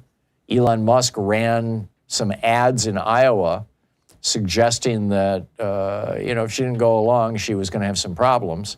And suddenly, Joni Ernst is rolling over for Elon Musk, down on her knees in front of him and Donald Trump. I mean, all of them are bowing to Trump. All of them have assumed submissive postures relative to Trump. All of the Republicans in the Senate. This is a very dangerous thing. With the exception of Mitch McConnell now, who's not going to be running for re-election. You would think that at least one or two of them would put the country ahead of their own personal politics, but no, they're Republicans. I mean, that's why people go into Republican politics to begin with. It's a grift, it's a con, it's a scam. The whole GOP thing, for the last 40 years has just been, we're here for the rich people. And by the way, the rich people treat us very well, thank you very much. Just ask Clarence Thomas. Meanwhile, Bill Browder. Bill Browder is a kind of famous thorn in the side to he's a businessman, American businessman, financier, thorn in the side to Vladimir Putin. I believe it was his lawyer. It was somebody who was working with or representing Bill Browder, who was named Magnitsky, after whom the Magnitsky Act was, named. Basically, let's keep an eye on Putin here. So anyhow, he came out and he said, number one, Trump made Putin very, very happy last week, thanks to our concessions on the war in Ukraine, basically saying, no, Ukraine is not going to get their land back, and no, Ukraine is not going to get NATO protection. And so now, this is what Bill Browder said. He would say, I'd say they're dancing a jig right now in the Kremlin. They were supposed to win this war in 3 days. They've lost 850,000 soldiers. They spent hundreds of billions of dollars, and they didn't know when and how this is off. And then all of a sudden, it looks like it's going to resolve itself in their favor. This is just like sort of a gift from the gods to Vladimir Putin. Yeah. You think? And Trump saying, I'm going to solve this war in 24 hours. Right. Meanwhile, people working in the Veterans Administration, mostly veterans in Georgia, say that they were betrayed by the Trump administration and by former Georgia Congressman Doug Collins. Doug Collins was just confirmed as the Secretary of Veterans Affairs, and he's overseeing, apparently, the deconstruction of Atlanta's VA healthcare system. WSB-TV, this is the big channel out of Atlanta. We used to watch when I was a kid, or when we lived in Atlanta. We were in our 20s. But in a Thursday press release, he said more than 1,000 layoffs would save $93 million a year. Right? This is $93 million a year with 1,000 layoffs at the Veterans Administration. So that's $93 million a year that can be directed toward tax cuts for billionaires, which is, far more important. This one guy who's been working for the VA for 12 years, although he just moved to a new position where he's still in a probationary period, and he just got canned. He just got a notice of termination. The letter said, the agency finds, based on your performance, that you have not demonstrated that your further employment at the agency would be in the public interest. Now, this guy he says, I was a first sergeant. My job was to take care of troops, making sure they were paid, fed, and slept.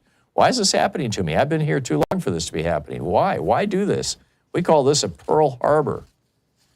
Well, yeah, the reason to do it is because you've got to lay off 1,000 people at the Veterans Administration, because those people draw paychecks, and those paychecks, the money for those paychecks could be used to fund another tax cut for Elon Musk and Donald Trump. Come on, you've got two billionaires running the country. You've got a multi-hundred millionaire or a multimillionaire in the vice president. You've got a handful of billionaires in Trump's cabinet. They all want the damn tax breaks. And screw the VA. None of them are veterans anyway. Well, J.D. Vance is, but certainly Trump and Musk are not.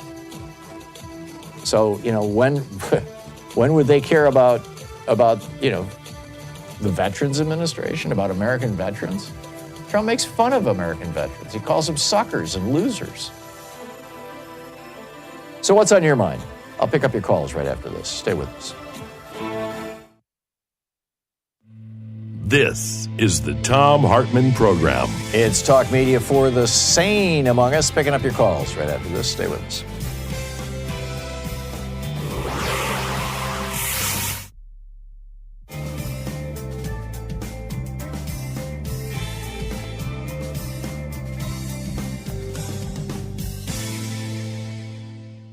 And welcome back, Pauline in Los Angeles. Hey, Pauline, what's on your mind today?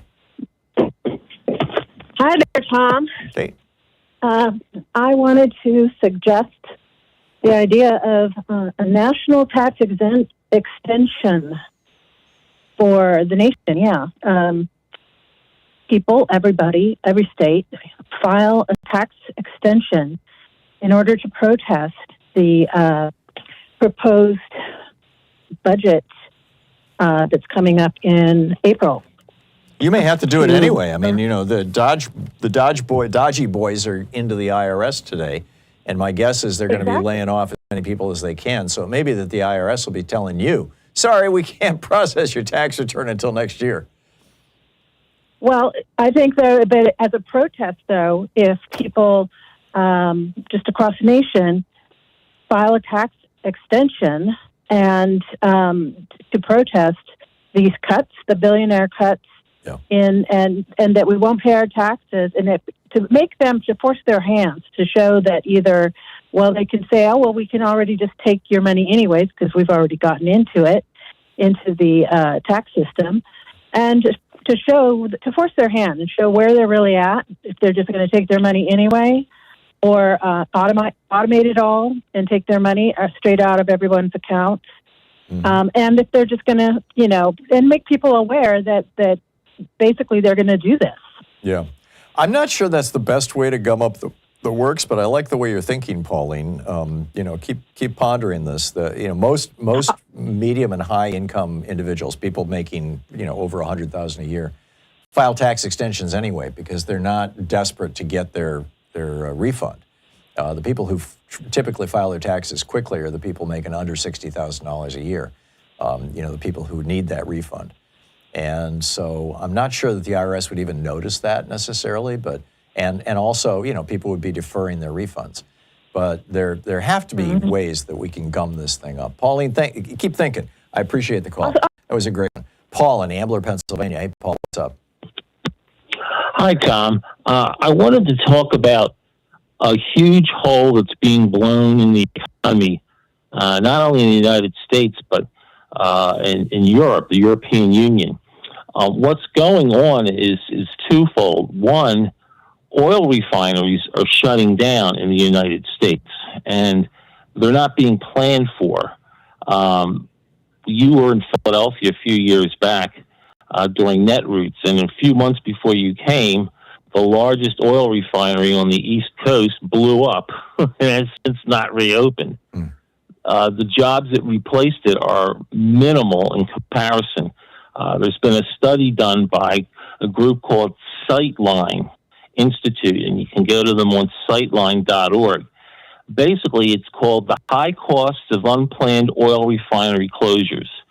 7 oil refineries gone since 2019. It's the last few years. Houston just shut down just this past week or so. The oldest oil refinery in the Houston area. It's over 100 years old. They've been trying to sell it for 7 years.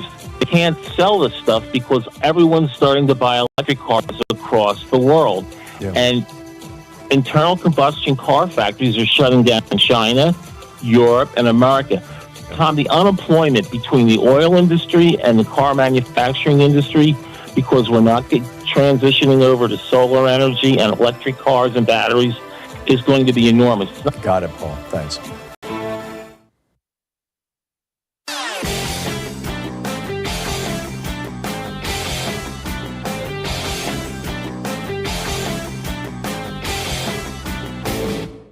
Missed my opening rant today? It's usually published over at HartmannReport.com, where you can read it and share it with your friends for free. Check it out, HartmannReport.com.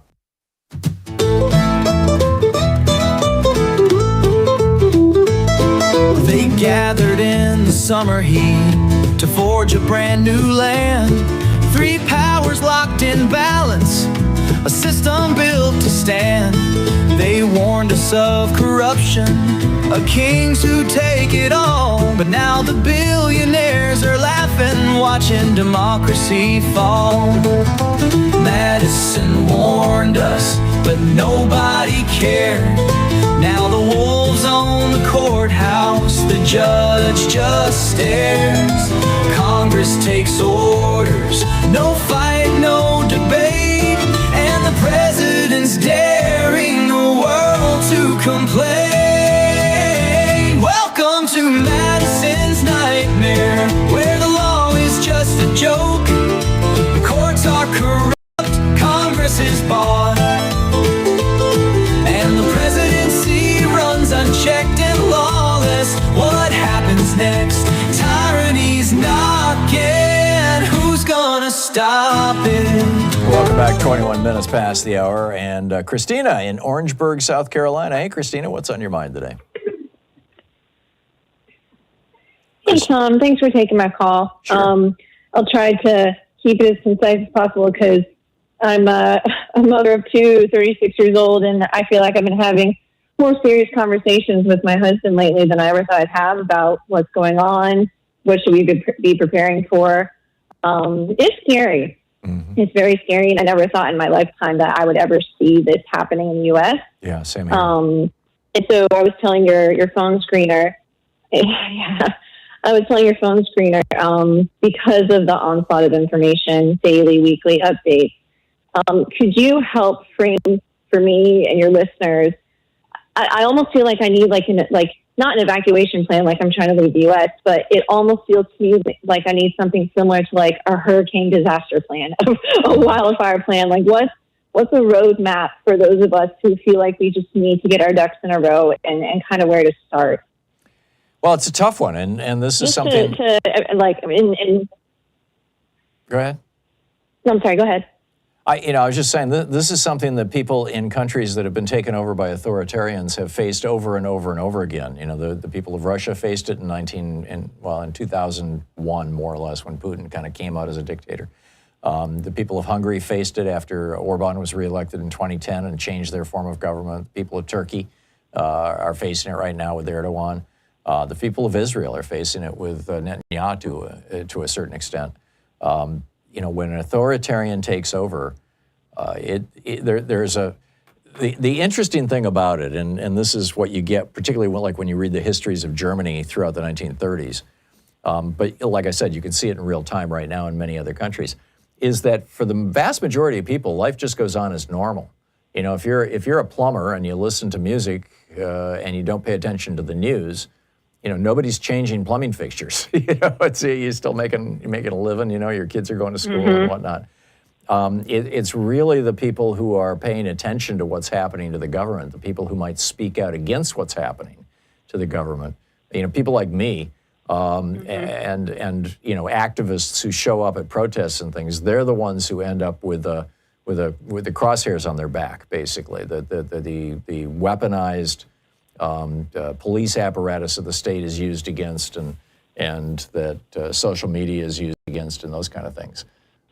So for an individual family, unless you and your husband are, reporters or something, odds are if you just keep your heads down, it won't, other than the damage to the economy that it looks like Trump is about to do. I don't see where the danger to you is, or am I missing something, Christina?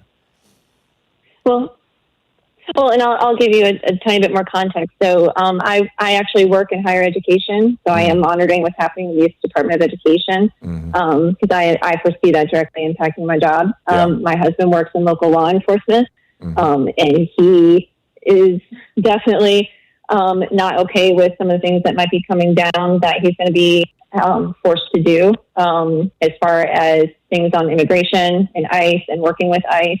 Yeah. So we maybe more so than others, at least in our community, could be affected sooner than later. And I'm not okay with the potential things that can be happening to the public education system. My son is in kindergarten right now, my daughter in daycare, and it's scary to think about what kind of, for lack of a better word, indoctrination they might already be going through now at this age. Like we're constantly having conversations in front of our kids at home. And I actually had a really proud moment with my son, like I said, who's in kindergarten, his teacher asked him in class last week, asked the whole class, so who's the current president of the United States? And my son said that everyone in class responded Donald Trump. But my son made it a point to tell me, I said it in a mean, angry way, Donald Trump, because I don't like Donald Trump. But I asked my son, I said, well, babe, do you feel that way because mommy and daddy don't like Donald Trump, or why do you feel that way? He said, well, he does mean things,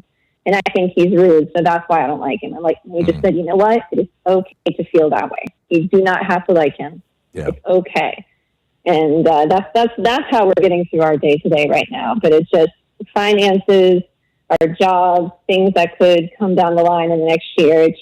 It's hard to get a handle on feeling secure and whether or not we're going to be scrambling when things hit the fan. Louise and I have this conversation periodically because, we're pretty high profile, so we're big targets, and we get a lot of threats. And it's like, is this starting to wear on us? Are we starting to sleep poorly? Those kinds of things. Mm-hmm. And yeah, I'll tell you, it is wearing on us. It's a challenge, but this is the work that we've chosen. If you can find ways to stay apolitical and protect your family, I advise that. But Christine, I don't have any easy answers. I'm sorry. Thank you for the call. You're listening to the Thom Hartmann Program. Call 202-808-9925. These conversations have to be happening around kitchen tables all across America right now. I'll be right back with your call. Stay with us.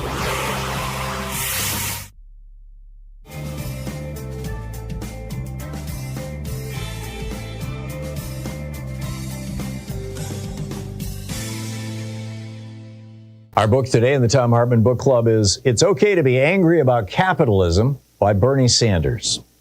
This is from the introduction titled Capitalism is the Problem. They say that the older you get, the more conservative you become. Well, that's not me. The older I get, the angrier I become about the uber-capitalist system under which we live, and the more I want to see transformational change in our country. Some people think that it's un-American to ask hard questions about where we are as a nation and where we're heading. I don't. To my view, there's nothing more American than questioning the systems that have failed us and demanding the changes we need in order to create the kind of society that we and future generations deserve. Here is the simple, straightforward reality. The uber-capitalist economic system that has taken hold in the United States in recent years, propelled by uncontrollable greed and contempt for human decency, is not merely unjust, it is grossly immoral. We need to confront that immorality boldly, bluntly, without apology. It is only then that we can begin to transform a system that is rigged against the vast majority of Americans and is destroying millions of lives. Confronting that reality and mobilizing people to bring about the transformational change we need is not easy. And that's why I've written this book.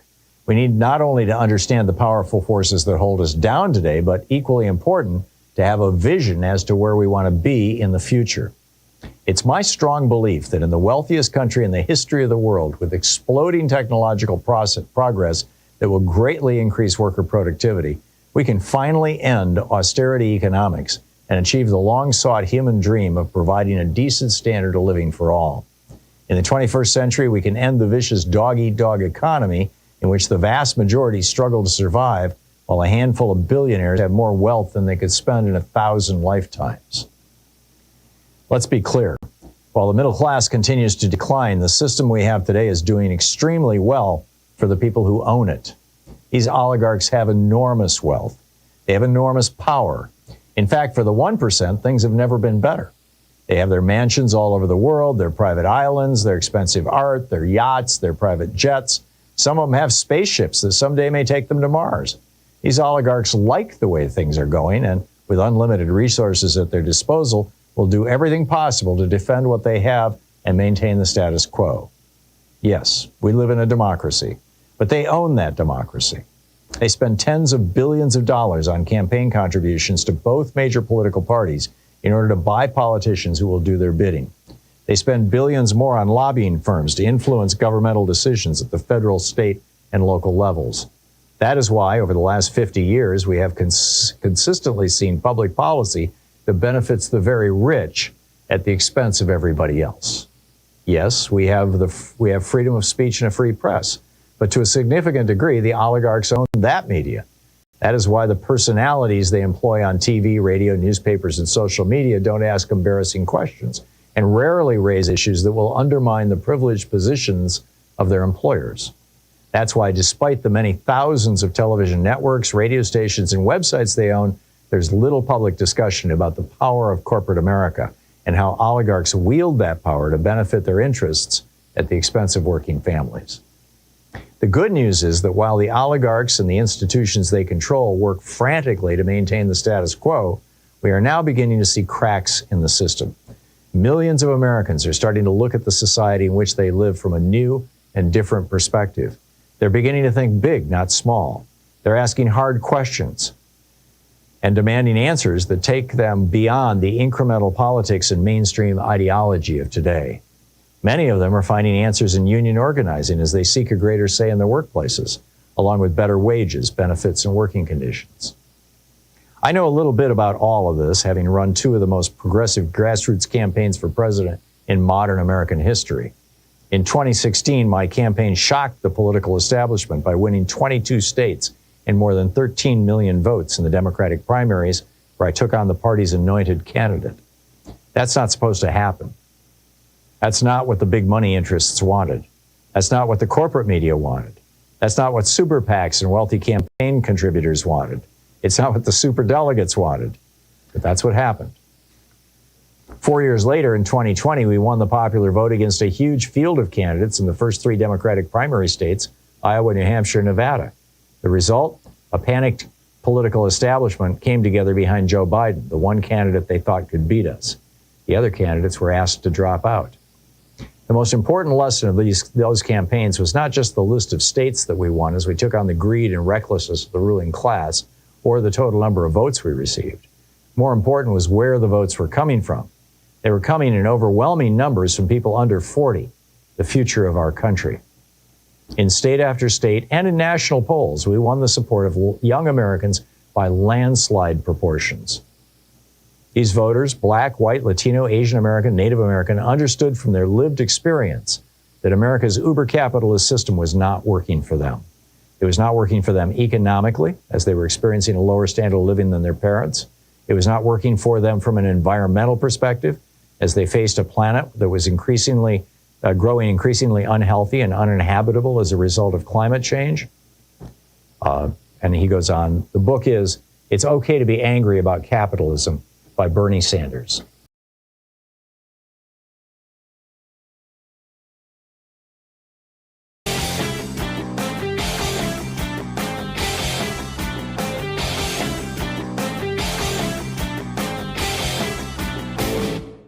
Share the Thom Hartmann program with your friends. Our podcast, The Hartmann Report, is absolutely free and available wherever fine podcasts are available. And the entire 3-hour podcast is available over at thomhartmann.com.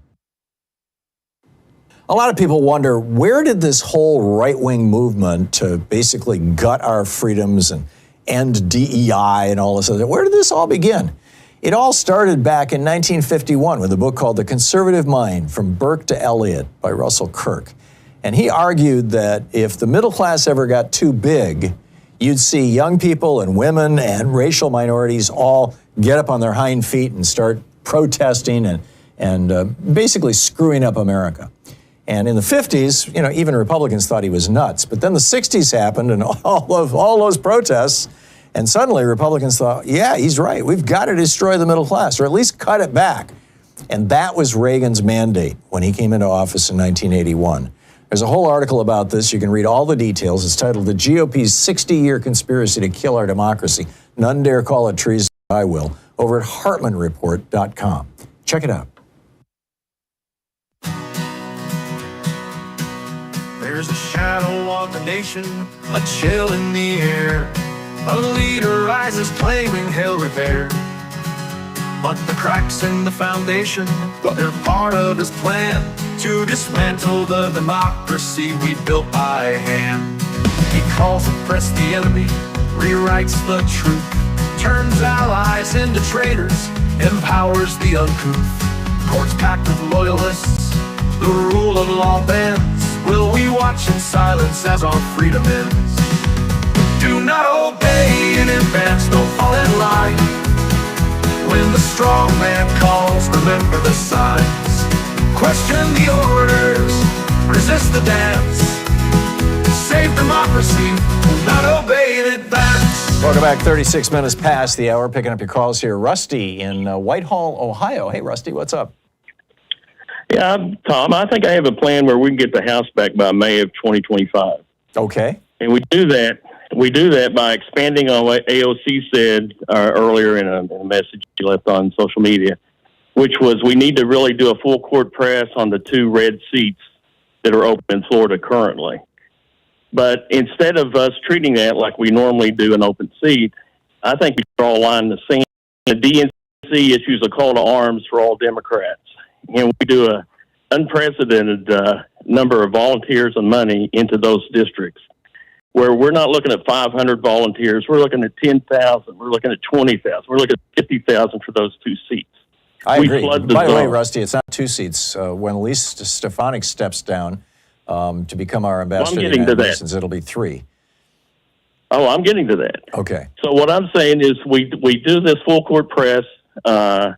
We emphasize the fact that these people are voting for our democracy, that they are the new founding fathers, things of that nature. We really strike it. And we also bring in volunteers, and we harmonize them so that construction workers for the Democrats talk to Republican construction workers. We talk to every voter, not just our base. Yeah. And we try to get every vote we can out of it. So let's say we win those 2 seats. We're 1 short. Well, they're not going to appoint her to UN ambassador because she's the 218th vote. Yeah, I know. So what I'm proposing is you talk, the House Democrats talk to the 7 most moderate, 8 most moderate Republicans in the House.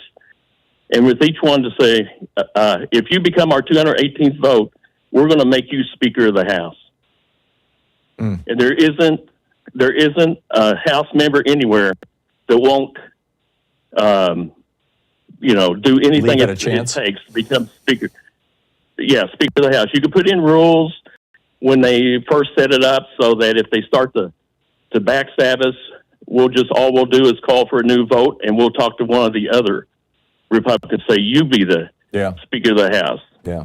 And what that does, it gives us, we're head of committees, we have subpoena power, we can do investigations, we can stop legislation. We're not really going to pass anything, but we could at least stop the most horrific legislation that comes down. Yeah. No, I get it, Rusty. I like your idea, and I hope that our new DNC chair is thinking along those lines. We've reached out to him a couple times about coming on the program. We'll do it again. But it's a brilliant idea, Rusty. Thank you very much. Marie in Atlanta, Georgia. Hey, Marie, what's on your mind today? Hey, Tom. Thanks for taking my call. 2 quick points and then 1 longer. First of all, tax protest. You still have to pay. Yeah. If you don't pay, you get penalized with, the penalties and interest and so forth. Yeah, I'm not a fan of I would tax say protests. that for those... Yeah. I would say that for those who are due a refund, file earlier. For those who have to pay, you certainly can pay and then file later. The question becomes, if you pay and file later, I don't know how, not knowing what the dodgy boys are doing, I don't know how that will work out now. Yeah. Not knowing what... Especially if they got the IRS.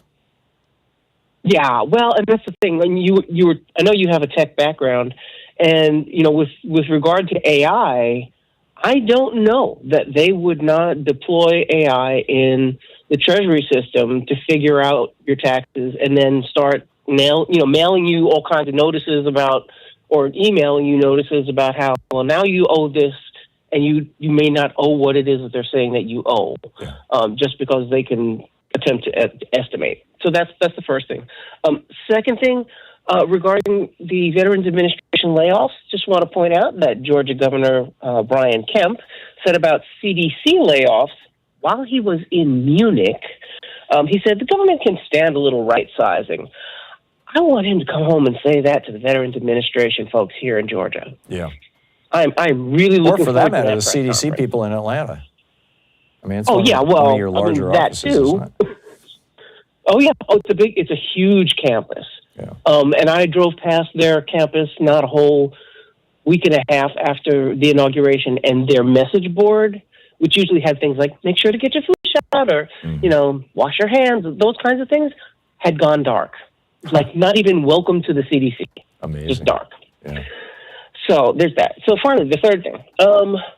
We're talking about how Trump wants to take this issue about wanting to fire the whistleblower protector. Mm-hmm. He wants to take that up to SCOTUS. I actually think he's trying to back SCOTUS into a corner, and here's why.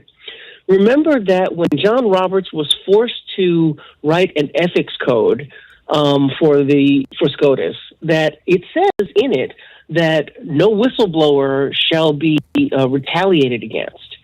Small problem. Nothing in that code says who a whistleblower protector, to whom a complaint or an allegation would be reported. Right, because there's no such mechanism within the Supreme Court to accept a whistleblower complaint. Exactly. So now imagine that Roberts and company are faced with, they don't have a whistleblower, and now he's going to tell the executive branch that they have to have one? I don't know. I think they're backing him into a corner. Well, clearly, the goal here is to destroy the administrative state, to destroy the regulatory state. I mean, this is a first blow or parry or whatever. The goal here is to do away with oversight and to do away with whistleblower protections, immediately. But the longer term goal is, I think, is to do away with the EPA and basically everything, the entire infrastructure of our federal government, except for the military. By the way, Judge Tanya Chutkan just ruled that she's not going to provide the Democratic state attorneys general with a temporary restraining order. She said that they did not prove that the harm that Trump and Musk are doing right now is irreversible, and there was another word, but severe enough to justify a TRO. Just FYI.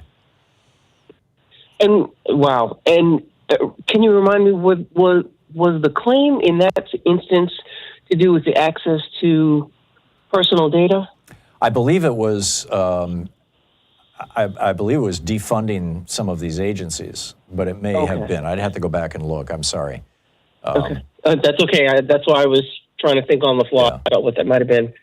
Might have been both. Okay, well, might have been both. This was the Democratic Attorneys General.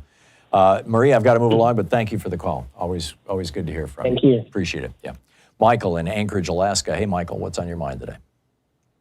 Hey, I just had a comment about all of the classified documents that were found at Mar-a-Lago and the big whitewash of that. Do you think maybe it's a big blackmail scheme? Because who knows what was actually contained within all those files, that everyone and whoever was authorized to be there by Trump or his minions, what happened to that info? And what's really going on? Blackmail of whom, by whom? Whoever was in those classified documents. And it's one of those questions that can't be answered because since they were all classified documents, no one will even know, like a common person like you or I, will know who was in, what was involved with those documents. Right. Whether they were military or personal or tax-related, who knows? Apparently, Trump was just stealing stuff that he thought he could sell. I mean, he talked about how Richard Nixon sold his presidential papers for $15 million, which is accurate. And that's why Congress passed a law outlawing that. But apparently Trump thought that he could sell this stuff, and that's why he stole it. I think it was a blackmail scheme. I really do. Well, it's not impossible. I mean, you can't put anything past Trump. Anyway. Yes, they could have been all of Hoover's files. My gosh. Yeah, who knows? Michael, thanks for the call. Keep thinking. That's a good one. 45 minutes past the hour. I'll be right back with you in 1 minute.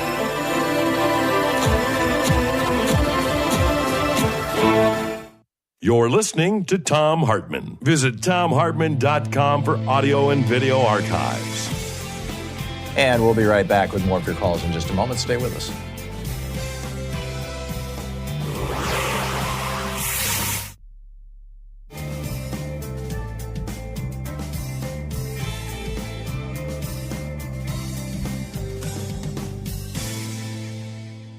And welcome back. Tim in Aloha, Oregon. Hey, Tim, what's on your mind today? A little summary of what's going on. You know, what's happening to, and people really don't understand, the literacy, and I've talked to you about this before, the literacy rate in this country is disintegrating, you know what I mean? Yeah. It's scary. Has been for 40 and that years. started with the Reagan administration, you know? And what's happening, what you have to understand with Trump, if you get anything online response from that man that's semi-literate, he's not writing that. You know, that isn't his response. The guy isn't capable of doing that. What he is a Jim Crow generational figure that keeps that base in check. You know, you got Elon Musk and Koch Industries and Rupert Murdoch and stuff. Those are the people that are in control. People just don't understand that, you know. And it's what's ironic is that most of the people who are going to be adversely affected by what they're doing now are the people that voted for him. I know. You know? I know. Low-income white people. Part. Yeah, and the whole thing with Putin, all they're doing and talking to Putin is they're trying to determine how easy it'll be to hand over the keys to him, to the car, basically. And we talked about that before. There's no mystery to that. Yeah. You know, Russia is a disaster, an economic disaster. They don't want to put any more military effort in there, less than they have to, you know. And in the Mideast, there's two key elements, and it's obvious. It's not going to change tomorrow. You've got religious nonsense and fossil fuel dependency. You know, you think that's going to change tomorrow? This has been for generations, and we have a society where people just don't understand what's going on. You know, I call it cyber psychosis. You got a lot of these young kids. I taught, and I have a good educational background, and history is disintegrating in the classrooms. I have friends who are teachers. They're scared. You know what's going on. Well, social media is promoting lies like there's no tomorrow. Right, you know, you got the Fox News ideology, of course, you know. Yeah. And how many millions of people watch that? No, all very real concerns, Tim. I share them. Spot on. Thank you very much. John in Portland. Hey, John, what's up? Hi, how you doing, Tom? Good. What's on your mind? Thank you for being you first, Chef. But I'm a patient at the Portland VA, and I have dialysis up there 3 times a week. Uh-huh. And last week, one of the doctors made up a note with phone numbers and gave it to me to spread the word, how we can fight back against what they're doing to the VA. And I wonder if you really? could take those numbers. Yeah. Yeah. Whose phone numbers are they? It's the VA main call center is 800-698-2411. Uh-huh. The White House Veterans Complaint Line, 855-948-2311. VA House Committee on Veterans Affairs, 202-225-3527. And the VA OIG hotline, if you feel like criminal activity is occurring, 800-488-8244. Is the Inspector General for the VA still have his job or her job? As far as I know, they just gave it to me. This to me like 4 days ago. Yeah. And they're handing them out to patients up there to help, so people can help fight back. So. Well, that's great. Is this a doctor who works for the VA? Yes. Yeah. It is noticed as recently every VA employee, including doctors and nurses and all folks who coordinate community care, received an email from the Office of Personnel Management encouraging them to quit. Wow. And, what would you do if they all decided to stop at once? What's next? Yeah, our veterans would be in one hell of a mess. John, thank you. Yeah, I know I would. Yeah, thank you for the heads up. I appreciate the call and for the phone numbers. Okay. We'll be right back. It is coming up on, it is 10 minutes before the hour. Stay with us.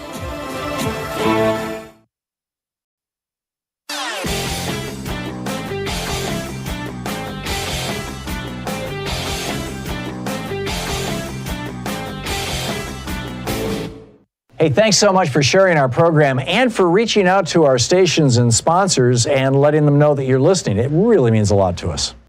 Donald Trump lost, voter suppression won in 2024. That's the headline over at HartmannReport.com, and just a brilliant article written by Greg Palast exclusively for the Hartmann Report. He writes, Trump lost. That is, if all legal voters were allowed to vote, if all legal ballots were counted, Trump would have lost the states of Wisconsin, Michigan, Pennsylvania, and Georgia. Vice President Kamala Harris would have won the presidency with 286 electoral votes. And if not for the mass purge of voters of color, if not for the mass disqualification of provisional and mail-in ballots, if not for the new mass vigilante challenges in swing states, Harris would have gained at least another 3.5 million votes, topping Trump's popular vote tally by 1.2 million. Greg brings us the numbers. He lays it out. You can read it over at HartmannReport.com, absolutely free. It's titled Trump Lost, Vote Suppression Won at HartmannReport.com. Check it out.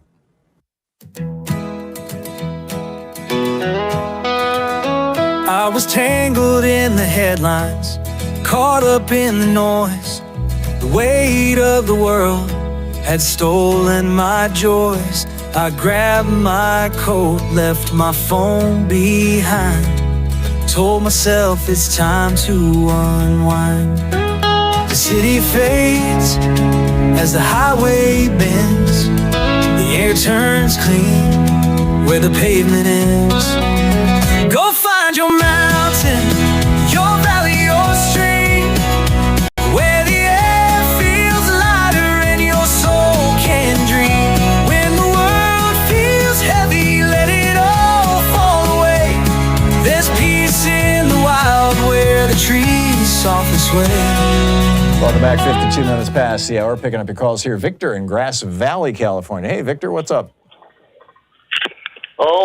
Well, wanted to talk to you about this lying and the algorithms. Wouldn't you consider that subliminal messaging? We've not changed any of these regulations for this stuff. Well, I don't think there's anything subliminal about it. I mean, when Facebook or Twitter tweak their algorithms so that right-wing messages get millions of views and left-wing messages get hundreds of views, it's pretty clear what's going on, Yeah, but for these people growing up 38 years on this stuff, they only know lies. Yeah, no, that's then the way Fox uses the tone they use when they talk about Democrats. Yeah, that's irritating tone associated with that. Yeah. So it's really up to is he wants the reverse engineering stuff that we are sitting on in Area 51 is what he's after. Oh, really? And that's why he's going through all this stuff. Could be, Victor. Thanks a lot for the call. Barbara in Columbia, South Carolina. Hey, Barbara, what's up? Hi, Tom. I'm calling about, I was listening to The Weekend on MSNBC, and I was speaking with, they had George Conway on there, and he was saying that even if the courts do find that Elon Musk and Donald Trump is wrong for what they're doing, and when they go to try to enforce it, they will still have to go through the DOJ and or either the what do you call it? Marshal Service. DOJ or the Attorney General, and we know that Donald Trump is running those. They're Donald Trump DOJ department. Yep. And he was saying that it's just like in his courtroom. If someone's out of order, in order to get them out of court, he can say, take them out of court, but the officer has to enforce it. Right. What I'm saying is, even if the courts figure out this is wrong, there's still nothing that they can do about it. Because of the way Donald Trump has all his peoples in place. Yeah, this is what Alexander Hamilton pointed out in Federalist 78, is that the courts have neither the sword nor the purse. All they have is a moral standing. They have the country believing that they're good moral people who are honestly, and sadly, this Supreme Court has squandered that. Clarence Thomas and Sam Alito's naked corruption has destroyed the public opinion of the Supreme Court. So as a result of that, my guess is that when Trump starts defying the Supreme Court, because he's already defying multiple federal courts right now as we speak, that when he starts defying the Supreme Court, he's not going to have a lot of public opposition to his doing that.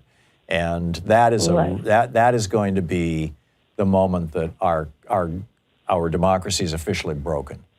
And you know, where he goes from there, anybody's guess, but I'm guessing that you're going to see a lot more crackdowns on the press, a lot more crackdowns on, or so the beginning of crackdowns on protest movements.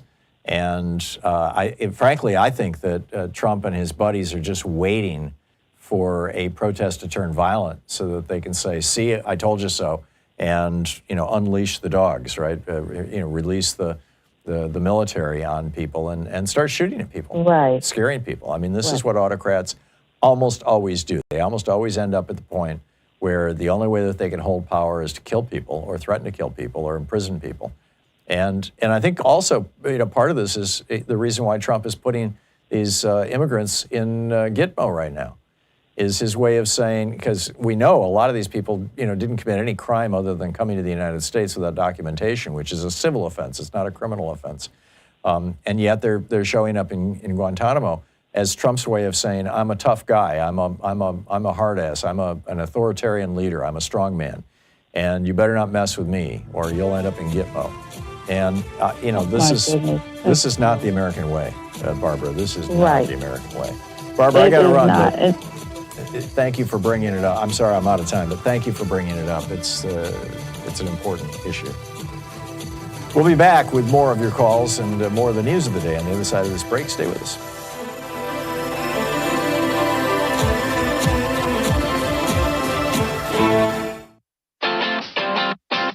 You're listening to Thom Hartmann.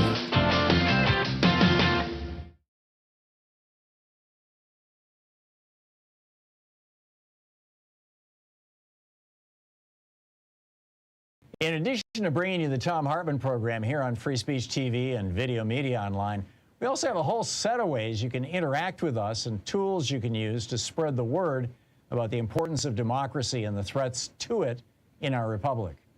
First, there's your daily homework. Sue Nethercutt puts together a daily email newsletter that has a link to every story I discuss on the air, so you can find my sources and you can share them with your friends. It's free and you can sign up at thomhartmann.com. Second, I publish my daily take every day over at the hartmannreport.com website. That's also free if you want the daily 5 days a week rant in your inbox. No ads either. Third, we have the podcasts. There's the free 1-hour version of our daily show that's advertising supported. You can find that wherever you get your podcasts normally. And then there's also the podcast of the entire 3-hour show with no advertisements, and that's available by subscription over at thomhartmann.com. So check them all out at thomhartmann.com and hartmannreport.com.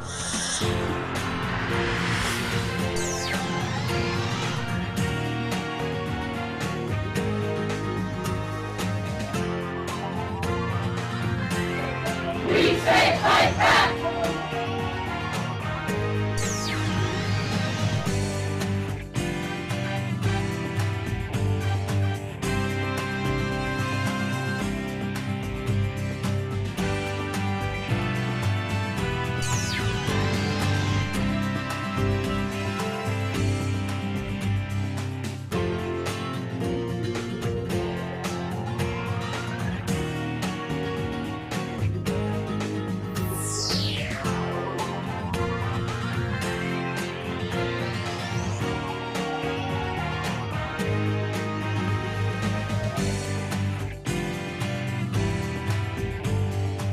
Our book today in the Thom Hartmann Book Club is It's Okay to Be Angry About Capitalism by Bernie Sanders. This is from the introduction titled Capitalism is the Problem. They say that the older you get, the more conservative you become. Well, that's not me. The older I get, the angrier I become about the uber-capitalist system under which we live, and the more I want to see transformational change in our country. Some people think that it's un-American to ask hard questions about where we are as a nation and where we're heading. I don't. To my view, there's nothing more American than questioning the systems that have failed us and demanding the changes we need in order to create the kind of society that we and future generations deserve. Here is the simple, straightforward reality. The uber-capitalist economic system that has taken hold in the United States in recent years, propelled by uncontrollable greed and contempt for human decency, is not merely unjust, it is grossly immoral. We need to confront that immorality boldly, bluntly, without apology. It is only then that we can begin to transform a system that is rigged against the vast majority of Americans and is destroying millions of lives. Confronting that reality and mobilizing people to bring about the transformational change we need is not easy. And that's why I've written this book. We need not only to understand the powerful forces that hold us down today, but equally important, to have a vision as to where we want to be in the future. It's my strong belief that in the wealthiest country in the history of the world, with exploding technological progress that will greatly increase worker productivity, we can finally end austerity economics and achieve the long-sought human dream of providing a decent standard of living for all. In the 21st century, we can end the vicious dog-eat-dog economy in which the vast majority struggle to survive, while a handful of billionaires have more wealth than they could spend in 1,000 lifetimes. Let's be clear. While the middle class continues to decline, the system we have today is doing extremely well for the people who own it. These oligarchs have enormous wealth. They have enormous power.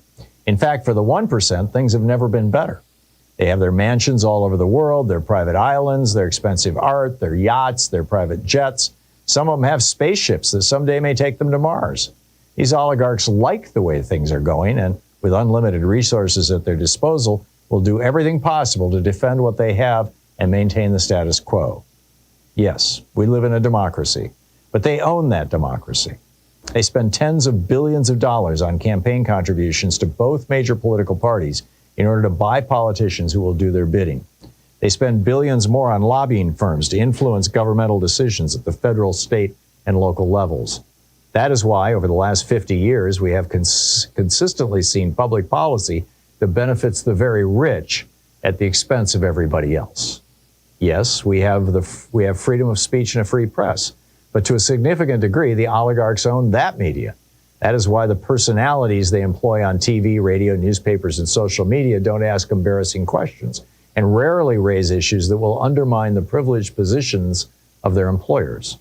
That's why, despite the many thousands of television networks, radio stations, and websites they own, there's little public discussion about the power of corporate America and how oligarchs wield that power to benefit their interests at the expense of working families.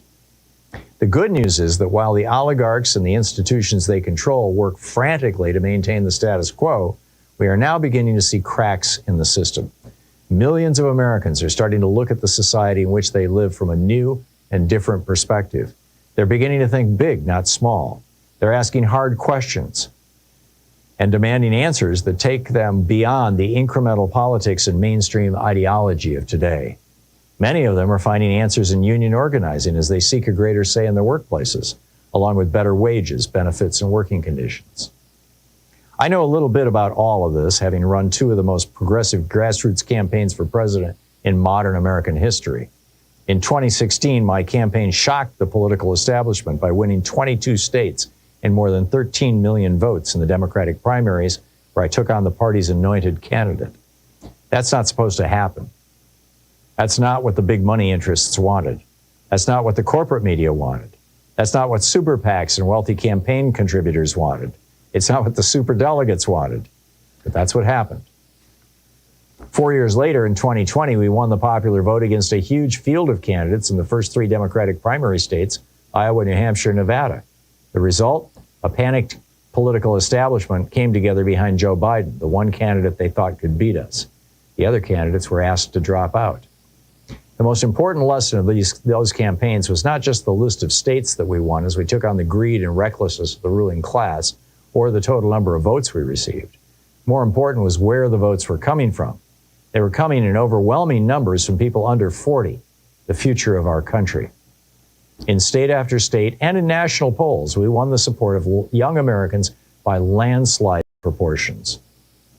These voters, Black, white, Latino, Asian American, Native American, understood from their lived experience that America's uber-capitalist system was not working for them. It was not working for them economically, as they were experiencing a lower standard of living than their parents.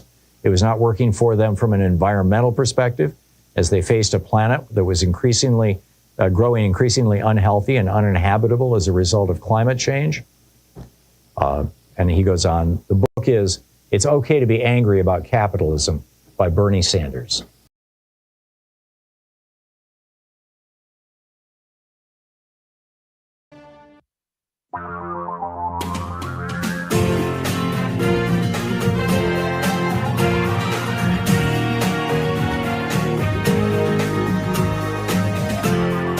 This is the Thom Hartmann Program. Welcome to the third hour of our program. And a right-wing Supreme Court won't save us from a right-wing president, writes Robert Reich over at Common Dreams. He says he notes today's President's Day, not Dictator Day. By the way, the pictures are coming in. There are massive protests in pretty much every major city in America, probably every city. I don't have nobody has a definitive list yet. We'll probably find out more tonight. It doesn't seem to be appeared. I've been monitoring CNN here in the studio, and they haven't shown any pictures so far. But, CNN does not like to do things that piss off Donald Trump, so they probably won't. We'll see. I've been surprised that MSNBC has been so reluctant to cover these protests. Pretty much the only show on MSNBC I've seen that covers them has been Rachel Maddow's program. But it's a big deal, and it's happening all over the country. And Robert Reich is pointing out that, this is the second time we've had our country under attack by morbidly rich people. The first time was the robber baron era, and he says reformers of that era created an income tax to try to limit the robber baron's income, limits on corporate campaign expenditures to limit their political reach, and independent regulatory agencies to limit their power. The Federal Trade Commission, for example, was established as an independent agency in 1914 to take on corporate monopolies and fraud. And he points out that there are now 19 independent regulatory agencies staffed with experts, but that the Supreme Court now, the Trump administration has requested of the Supreme Court as of yesterday, and apparently they're going to have a hearing on this on Wednesday, to end the independence of these independent watchdog agencies. Turn them into basically, cat's paws for Donald Trump and his administration. He notes, he starts with the Office of Special Counsel, which was created in 1978 to protect whistleblowers.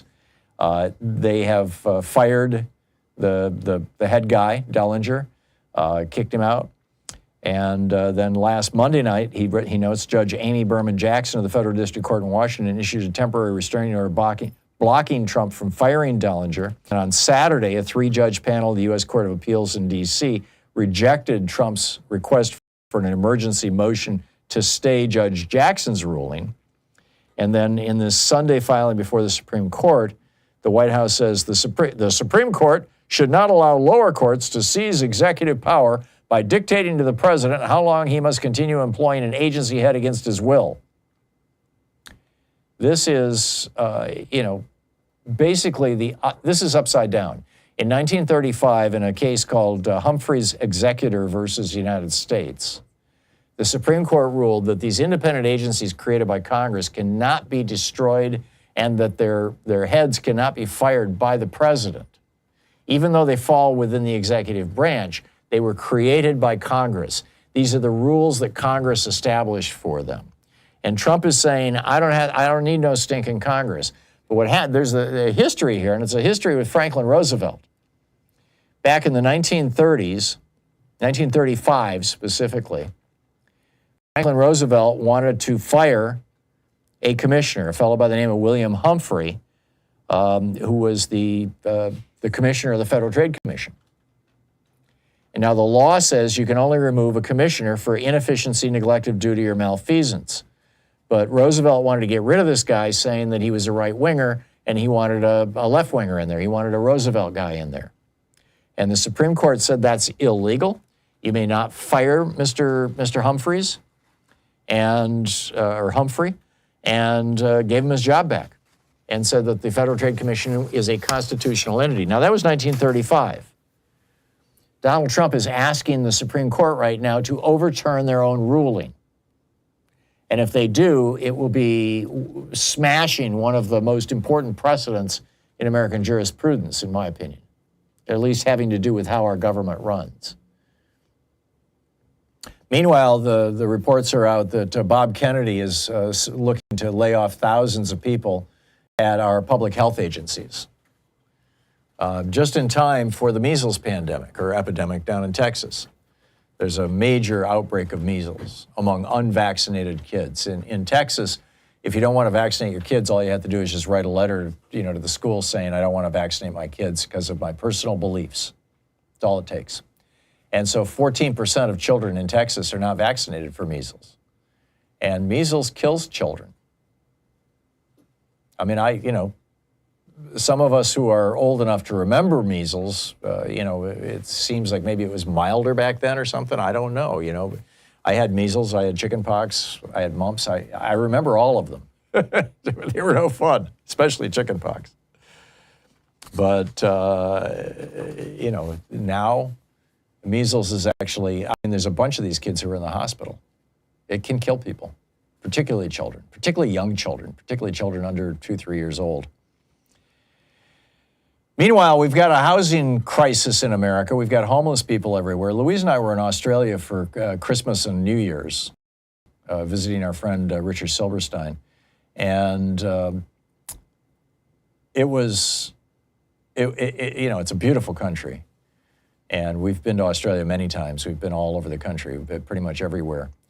And I think Victoria is probably the only city we haven't visited, and or major city.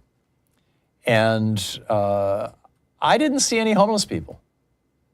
I mean, I literally didn't see any homeless people. And we were all over Melbourne. We spent a whole day just walking all over the city, driving around the city. We drove, which is a resort town on the southern coast, and that's where we watched the fireworks, the New Year's Eve fireworks. Lorne is a town of maybe 100,000 people. No homeless people there either. And yet, Australia has a problem with housing, and so they decided they're going to do something about it. The Australian Parliament, or actually this is the Treasurer and joint statement between Jim Chalmers, who's the Australian Treasurer, and Claire O'Neill, who is the Australian Housing Minister. The statement says, we are coming at this housing challenge from every responsible angle. This is all about easing pressure on our housing market at the same time as we build more homes. So what specifically they're doing is they're outlawing foreign purchasers of residential real estate in Australia, in the entire country, including foreign investors, foreign-owned companies, and temporary residents such as international students. It'll also target land banking, which is where people buy land that you can build houses on and then just sit on it as an investment. It's going to outlaw that by foreign investors, forcing foreign investors who've already purchased land to develop it within a particular fixed time frame. So, interesting stuff. Should we do that here in the United States? I think we should. I've been arguing for this for a long time. It's in 2 of my books, The Hidden History of Neoliberalism and The Hidden History of the American Dream. And I think it's crazy that we have over 1 million houses right now in the United States that are owned by American corporations as investments, and that number is increasing by the thousands every day. That's the biggest problem that we're facing. Now, these are not foreigners, although foreigners can invest in these funds, but that should be outlawed too, in my opinion. And then, of course, we've got particularly Chinese billionaires, but people, wealthy people from all over the world buying residential property in the United States, particularly high-end residential property, as a hedge against inflation, as an investment. Will Rogers was right. He said, my daddy told me, buy land, they ain't making it no more. And it's true. So there's that. My last story for you today, and then I'll pick up your calls, is MAGA's favorite politician in Canada is a guy named Pierre Poilievre, or Poilievre, or frankly, I've never heard his name pronounced. I'm not certain how to pronounce it. It's Poilievre. And he's the guy who, he's like the Donald Trump character. He wants to replace Justin Trudeau. There's going to be an election in Canada soon. And this is the hard right candidate, okay? And so he's been the guy who has been like, Trump isn't a bad guy and we need to do this kind of stuff in Canada. Well, he's just changed his tune really quickly. He said he just went on an all-out attack on Donald Trump with his Canada First speech today. He said, we will bear any burden and pay any price to protect the sovereignty and independence of our country. He's the leader of the Conservative Party, and he's 45 years old, FYI. He said, we are slow to anger and quick to forgive, but never confuse our kindness for weakness. We are mild-mannered and made of steel. Then he goes on to say, carry out the unprovoked attack on our economy, and your consumers will pay more, and your workers will make less.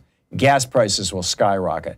You will turn a loyal friend into a resentful neighbor, forced to match tariff to tariff and to seek friends elsewhere. Both our economies will weaken, leaving less money for defense and security, and our enemies will grow stronger.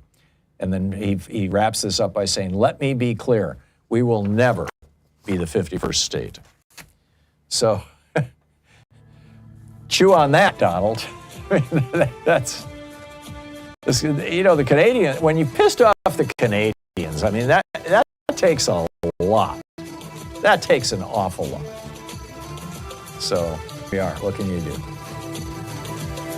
It's 17 minutes past the hour. I'll pick up your phone calls on the other side of the break. What's on your mind today? Stay tuned.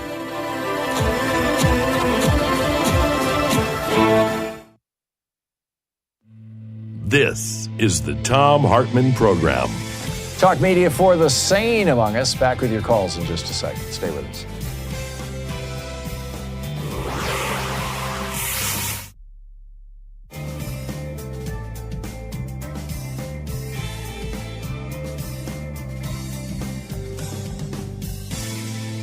Welcome back. Tom in Mossy Head, Florida. Hey, Tom, what's on your mind today? Hey, my brother, how's your world going? It's still here. No complaints. I hear you. I got a couple things. One's serious and one's, you know me, kind of goofy. Serious one is, I doubt if you remember, but a long time ago when I was doing my beer and barbecue, I had one of my Special Forces guys that we did war together. He was a black man, and one of the idiots that showed up, said something about, well, I see you got your N-word now, you're going to serve watermelon. Anyway, that gentleman was killed last week up in Chicago. Oh, really? It was a drive-by gang war. He just happened to be in the wrong place at the wrong time. Oh, so sorry to hear that, Tom. Yeah, me too. But, anyway, what I'm getting at is I can back Trump up on one thing about his thing about getting all the criminals and that crap out. Yeah, okay. But these were all gangs, MS-13, Mexican Mafia, whatever. These guys are worthless. What good does they do to be in our country at all? They're just bringing grief and, murder I'm and rape. all in favor of deporting gang members who are not here legally. I'd like to see him go after them. I've not heard anybody speak out in their defense, actually.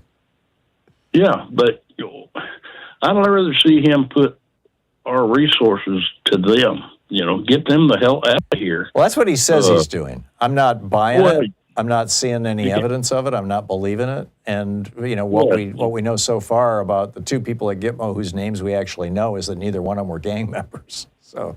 Right. Yeah. That's my whole thing about that. Is just go after them guys. Then you can pick on the innocent. If I you think want he's to, trying to. I think he's trying to imitate the president of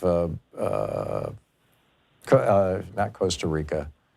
El Salvador. The president of El Salvador, right. who is just right, brutal, and he offered to take our prisoners for his prisons for a fee.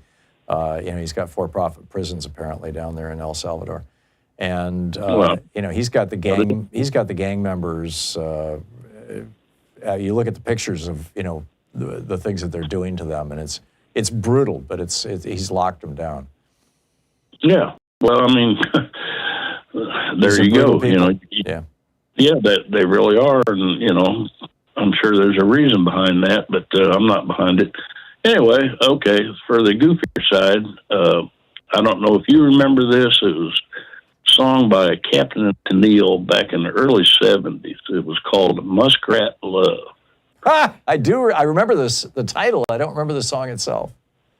Yeah, I think with the great talent that Louise is, she could, I don't know, completely cover the song, but, you know, copyright or whatever, but I think she could probably write some really good things to that song. Love. And the DOGE boys. Right. There you go. All right, brother. Okay. Yeah. Tom, thanks a lot for the ideas. Good talking to you. Yeah, okay. All right, brother. Take care. Yeah.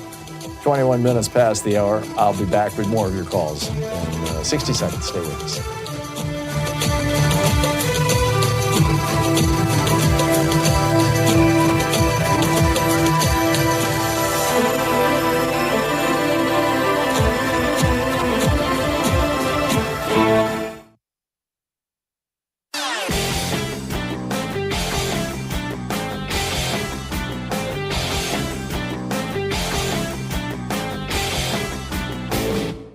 Change starts with you. You can be calling your Democratic or Republican representatives to let them know what you think by calling 202-224-3121. It's the Capitol switchboard. It'll get you right through to them.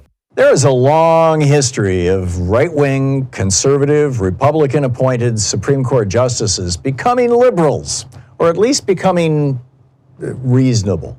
Earl Warren is probably the best-known example. He was, a right-wing governor of California. He was a hard-ass Alameda County prosecutor, a district attorney, and when Eisenhower put him on the court, a year later he did the Brown v. Board of Education case. He ended discrimination, racial discrimination in schools, or at least tried to end it.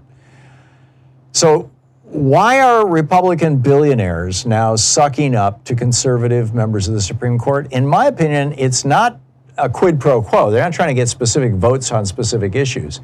They're trying to prevent them from doing what Earl Warren did, which is waking up and voting for the benefit of America rather than just their patrons. There's a whole piece about this over at HartmannReport.com. Check it out.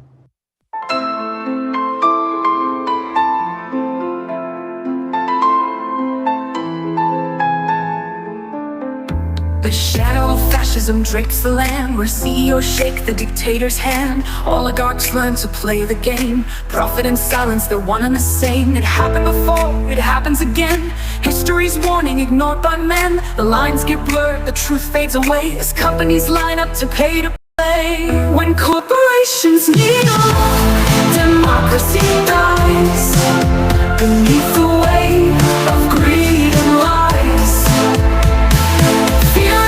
Strong and greed, power for sale to the highest leader when corporations kneel. 23 minutes past the hour. Welcome back. Ramon in Loveville, Maryland. Hey, Ramon, what's on your mind today? Hello. I'm just commenting on some of the things I've heard so far today. Mm-hmm. Number one is I don't think that we need many trailblazers. We need more pathfinders, because this fight against these exact same people and mentalities has been going on for over 150 years by African Americans in this country. Agreed. We've been fighting these same folks, and we don't need to make up anything. We just need to study what was done to get us the advancements that we've gotten from these chauvinist races or bigots that have been running this country or trying to run this country, but there were a lot of achievements done. I mean, we came out of Jim Crow and got ourselves back on our feet for the most part, to a large extent, and we can go back and find out what was done rather than trying to trail those blazers. I mean, make everything up as we go. And number two is I was a chief election judge for a couple of decades in Maryland, and there is something that a lot of people don't know and don't do.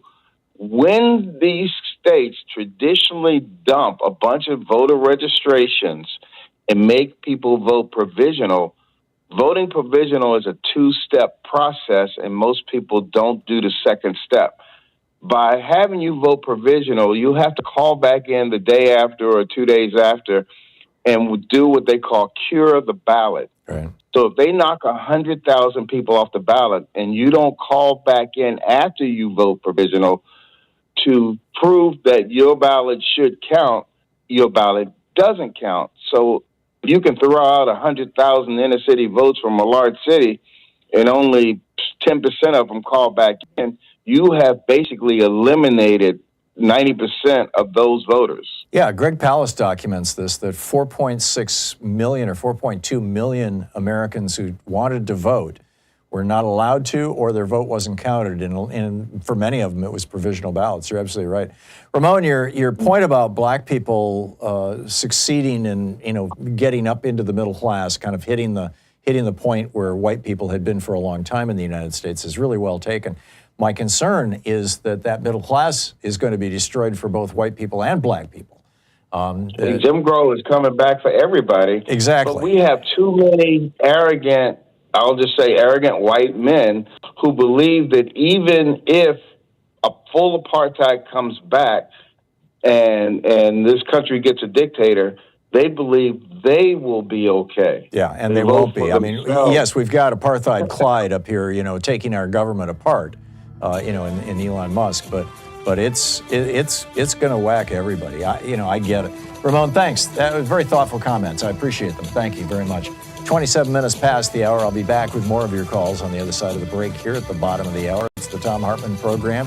Speaking the truth, the Trump administration would really rather you didn't know all about. I'll be right back with you.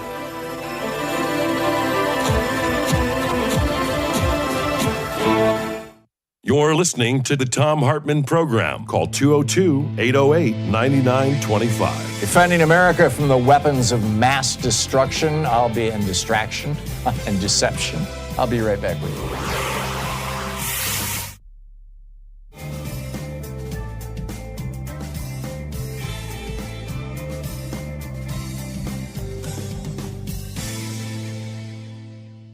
It's the Thom Hartmann University Book Club. Today we're reading from Seize the Time, the story of the Black Panther Party and Huey P. Newton by Bobby Seale. This is from page 85, a subchapter titled Huey Backs the Pigs Down. And there are a few words in here that I'll be filling in, as it were. They're walking, he says, one day as we were walking out of the office, I guess we'd been there about a month or so, a pig passed by. He saw us coming out of the office with shotguns and pistols on our sides. About 6 or 7 of us came out of the office there in the daytime, and we looked at the pig as he passed by, and he jumped on his radio because he saw us coming out of the office with these pieces and stuff.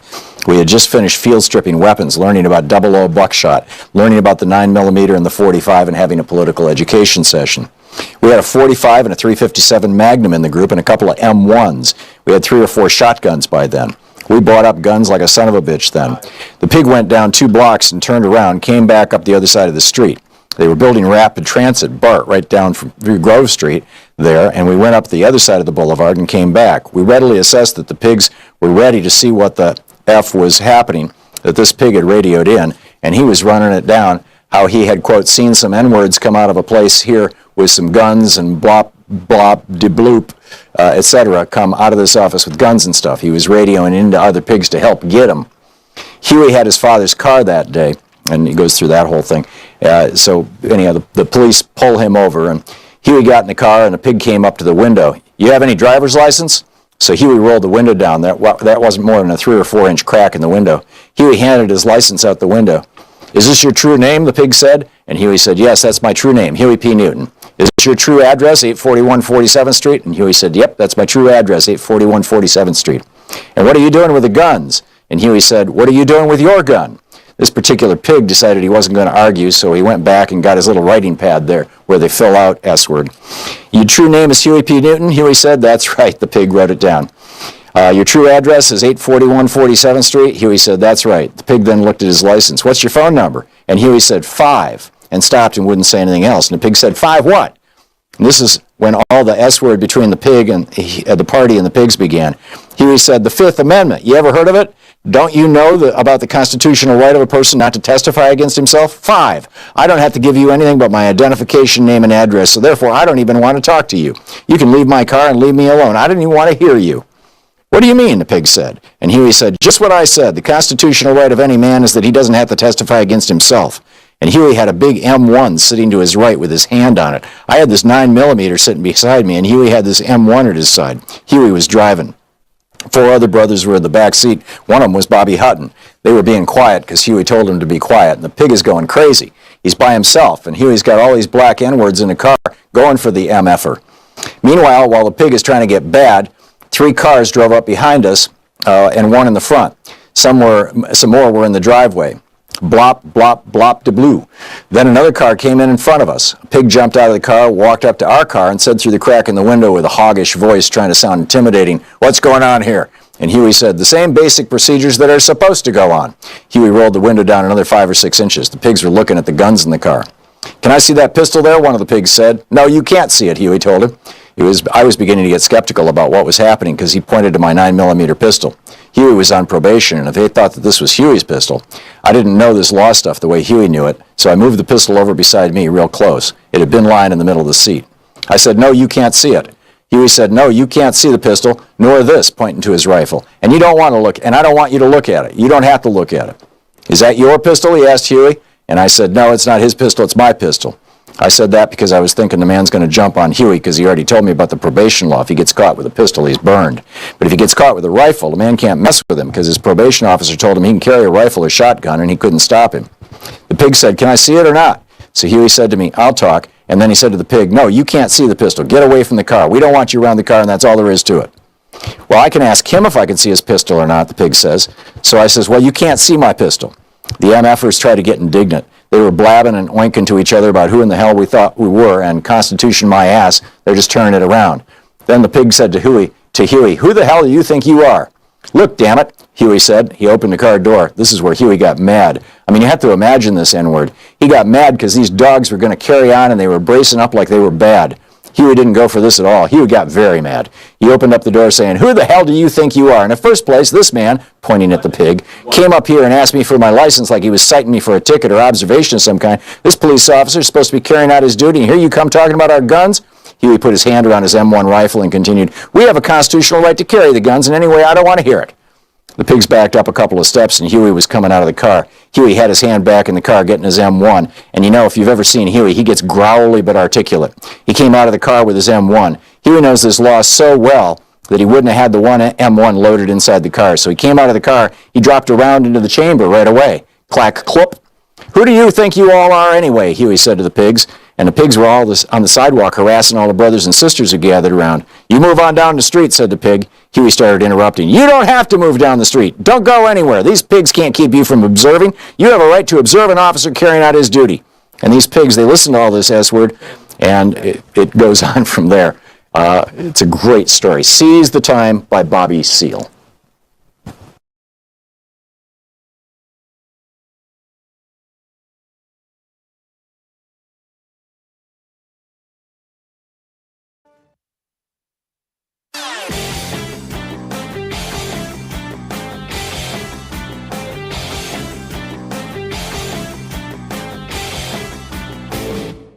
Our daily song is now available on Spotify, Apple Music, Amazon Music, YouTube Music, Pandora, Tidal, Deezer, iHeartRadio, and a whole bunch of other platforms. Just look for songs by Louise and Thom Hartmann. Check it out.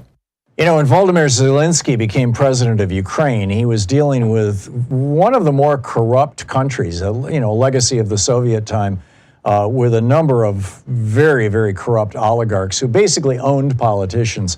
One of them, like Viktor Medvedchuk, was essentially the Rupert Murdoch of Ukraine. He owned a television network and a bunch of TV stations and was constantly pumping out right-wing poison and tearing people apart. And he owned a bunch of politicians. So, and this is the part most Americans don't know. Last June, a new law came into effect. It was passed the year before in Ukraine that basically says to the oligarchs in Ukraine, you can stay rich if you want, but you can't use your money to influence politics. No more oligarchs in politics. They called it de-oligarchization. Seriously. There's a whole piece about it over at hartmanreport.com. Check it out.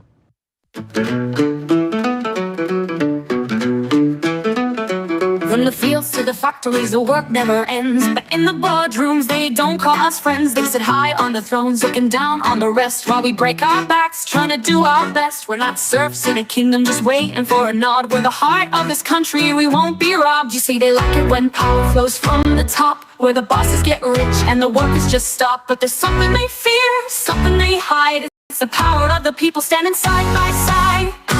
Unions are democracy in the workplace, where we all get a voice and we all get a say. We won't bow to the lords in their suits and their ties. We rise up together and reach for the sky. Power flows from the bottom, that's how we fight. In a union, we know what's wrong and what's right. Welcome back, 36 minutes past the hour. Picking up your calls here. Sue in Belmont, Michigan. Hey, Sue, what's up? Hi, I got two things I want to talk to you about, but the second one, I'll take your comments off the air. The first one is a lot of Republicans may be going along with what Donald Trump wants because they've had possibly, threats. And I'm wondering if they've had the what? Moderate threats. Oh, threats. Okay. Yeah, wondering if the moderate Republicans who have been going along with it, if it would be a good idea for them to change parties to Democrat, and then they wouldn't have to put up with the threats. Yeah, pull a Jim Jeffords. It doesn't happen often, and more, it's more frequent for Democrats to become Republicans than the other way around. Typically because they're being bought off. Fat cats come in and say, "Hey, become a Republican, and we'll make sure that your nest is feathered for the rest of your life." This famously happened in, I believe it was South Carolina, maybe it was North Carolina in the last year or two. But yeah, we've seen this. I agree, Sue, and I'm wondering, why there haven't been any Democrats really speaking out. I mean, Chip Roy has made a few noises, but he's a pretty hardcore right-winger. He had to have no interest in ever becoming a Democrat. But I get it. Sue, thank you. Andy in Minneapolis. Hey, Andy, what's up? Hi, Tom. My friends of ours, their daughter is a cadet at West Point, and she said that they do a large portion of the cadets there really don't like Pete Hegseth. Mm-hmm. And it's a very diverse, the academy is very diverse, right? And so is the military, Yep. And it just makes me think that when Trump is making all these cuts to everything, eventually these cuts are gonna affect the families of these people in the military. Well, his cuts to the Veterans Administration are already doing that, in addition to hurting veterans themselves. I'm wondering, if the military isn't going to get involved and overthrow Trump, one of these days. It won't happen. There's not a chance. It won't happen, huh? No, not a chance. That's too bad. The question is, will the military go along with illegal orders? And that's something we don't know the answer to. Yeah, where do you draw the line? You know? Yeah. But with Hegseth in charge of the Pentagon, I am very, very concerned, about the future of posse comitatus and that sort of thing here in the United States. Andy, thanks for the call. Marion in Reno, Nevada. Hey, Marion, what's up? Hi. No, actually, I'm in Las Vegas. Oh, okay. Anyway, I'll fix that. A couple of things. First one, if it doesn't violate the law, if you save the country, then anybody who saves the country from Donald Trump and company, they don't violate the law either, do they? Apparently, Luigi Mangione should be let out of prison. And the other thing is about sometime within the last 2 weeks, he was talking about the upcoming peace talks between Ukraine and Russia. And he had previous to making this statement, he had mentioned the word Moscow. And then he said in a very quiet voice, like he does when he's trying to slip something by, he said, we can go there. or they can come here, or we'll meet in Saudi Arabia real softly. Yeah, I and have they're not meeting in heard Saudi any Arabia right now. commentator. Yeah, right. And I believe that even in his first term, he's always been figuring out a way to get Putin to set foot in this country. And under the guise of these peace talks, that he would probably try to slip that by. But I want everybody, I haven't heard any commentator make any comment about that. I doubt he's going to come here. I mean, there's an just international arrest warrant for him. I get it that the Trump administration probably won't enforce it, but he's got to be feeling a little nervous anyway, Putin. Well, he hasn't gone anywhere to any of these big G7 meetings or anything like that lately. No, he only goes to places where he knows he's going to be safe. Yeah, I get it. Okay. Thank you very much. Thank you, Marion. Thank you for the songs. I love them. Oh, great. Well, thank you. I'll pass that along to Louise. Sherry in Shelton, Washington. Hey, Sherry, what's up? Hi, Tom.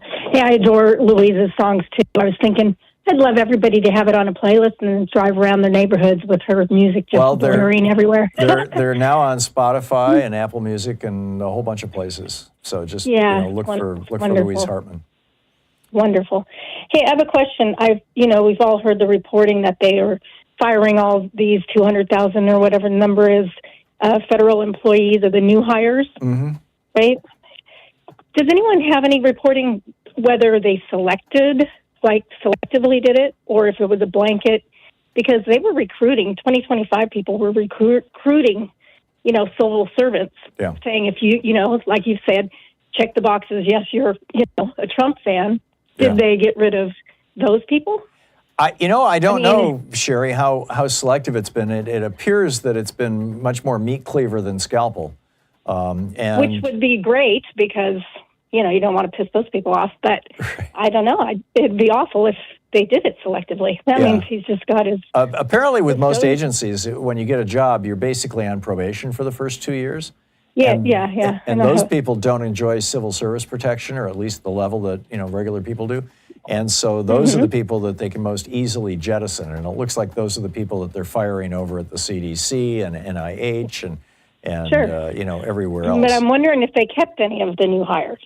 That's the new hires who said yes, the 2020 election was stolen and January 6th was an inside job. I just don't know. And maybe Roe can find out. Yeah, well, I've only heard those loyalty oath kind of questions being inflicted on people in the Justice Department. And I haven't heard any word about mass layoffs at the Justice Department. So other than the decapitation of the top levels. So I don't know. We'll have to wait and see. Sherry, thanks for the call. That's a good question. Hey, Tom, a whole bunch of us are heading to Olympia. We're going to be there. There's already people there. To protest today? You betcha. Great. I got several signs made. Have a great time, Sherry, and give my best to everybody there. Thanks, Tom. Okay, good. Bye-bye. Good talking to you.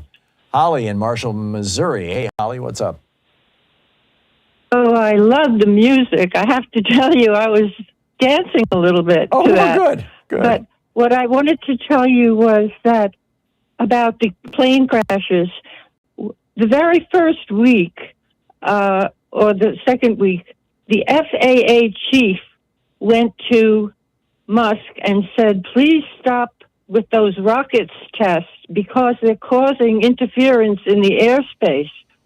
And Musk went to Trump and he was immediately fired. I know. And then the guy was also looking into environment. And when I saw the Learjet, the small Learjet, nosedive straight for a long time, straight into a populated area, I realized he had no control over that plane. He would have steered away from a populated area. Yeah, no, something catastrophic had happened, and at the very least, the thing stalled out. But yeah, this is increasingly. I mean, I'm seeing messages over on Blue Sky this morning from people saying, "I'm not going to fly." Trump just attacked the FAA and just fired a whole bunch of FAA people, including controllers. And this is not a good thing for America. Holly, thank you for the call. It's 45 minutes past the hour. We'll be in a couple of seconds. I'll be back with more of your calls on the other side of this break. It's the Thom Hartmann Program, helping you win the water cooler wars. We'll be right back. You're listening to Thom Hartmann. Visit thomhartmann.com for audio and video archives. Exposing the con in conservative. I'll be right back with your calls.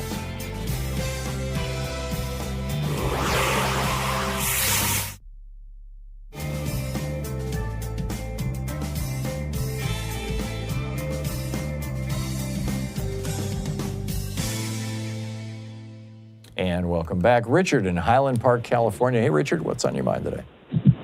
A couple of things you said, and then something that another fellow said about getting these our race issues together. Anyhow, you said that political parties come out of movements. A movement is not a political party. And that's the one thing. The other is you question whether or not we could survive with Fox News. And as April 15th rises or comes toward us, that's when Jackie Robinson walked onto the baseball field for the first time and stunned not only Major League Baseball, but all of sports. It's that's going to take place. And I'm pushing for between April 15th and April 19th, which is when our Lexington Concord colonists took on the British, 1775, that in those 4 days, our movement can be what Jackie Robinson started and made such a big, stunning effort in the world, especially the world of professional sports. But here's the deal. If people will go to PASOIR.com, Stun is there.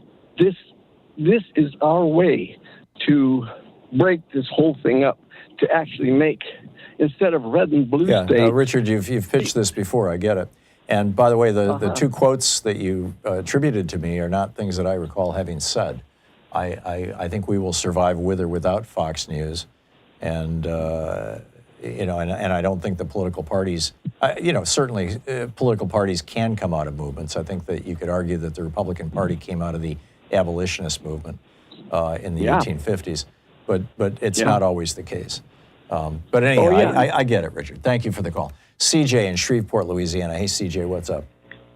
Well, the main reason I took the call is a little different. I just wanted to quickly, though, address something the caller before had said about, you'd said, Jim Crow, about how blacks and whites of the middle class are being oppressed, being suppressed, and what it's about. What that is about, I think, is that the billionaires consider the middle class being larger than the poor as anathema and against the natural order of things. It's not Jim Crow they want back; it's feudalism. I agree. Although they'll take it in a Jim Crow bucket, or outfit, costume. Right. The main reason to call was earlier somebody had said something, you had said something about, it was a female caller that had to do with whether we had passed, if any permanent damage had been done that would be cause for action. And I think so. I agree with you. Judge Shutkin just said that the people arguing that did not make their case, sadly. But let's look at the Constitution. Article 6, Paragraph 2, Supremacy Clause. Okay, and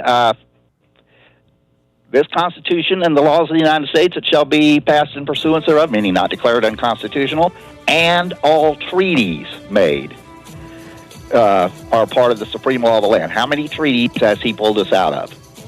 And now he's threatening a NATO ally, and the T in NATO stands for treaty. Yeah, you're absolutely right. Many of those things were agreements, like the trade agreements, but with NATO, absolutely. CJ, thank you. Thanks for pointing that out. We'll be right back.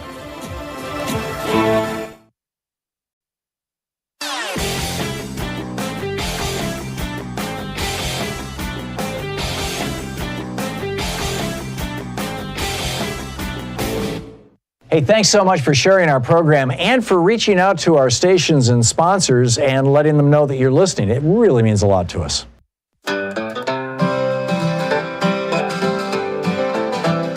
There's a game being played played in the Capitol halls, where billionaires tower and the common folk crawl. They cut through the safety nets we all depend to hand out tax breaks to their billionaire friends. They call it freedom, but the cost's obscene. Trading food for fortunes and hope for a dream. The people's voice grows quiet, the power shifts. Oligarchy rises on the back of their gifts.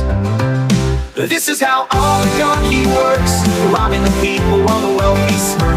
It's the art of the deal, but the price is steep. Sell it on democracy while the billionaires reap. It's trickle down. Welcome back. 10 minutes before the hour. Lewis in Harrisburg, Pennsylvania. Hey, Lewis, what's on your mind today? How are you, sir? Fine, thank you. What's up? Hey, I think the thing that we're missing is some centralization. We have the ability to create a movement, but we don't have any symbolism to go with it. We need to build the movement around something that people can tangible, that people can see. Like MAGA has their hats and their MAGA. We don't have. We're fragmented. If we were we need a logo. Around a logo or something that we can all rally around. Yeah. And give ourselves a name. I mean, because we have the bodies, but they're just scattered. That's an excellent point. That's just an absolutely excellent point. And I have no immediate, very specific ideas about a logo.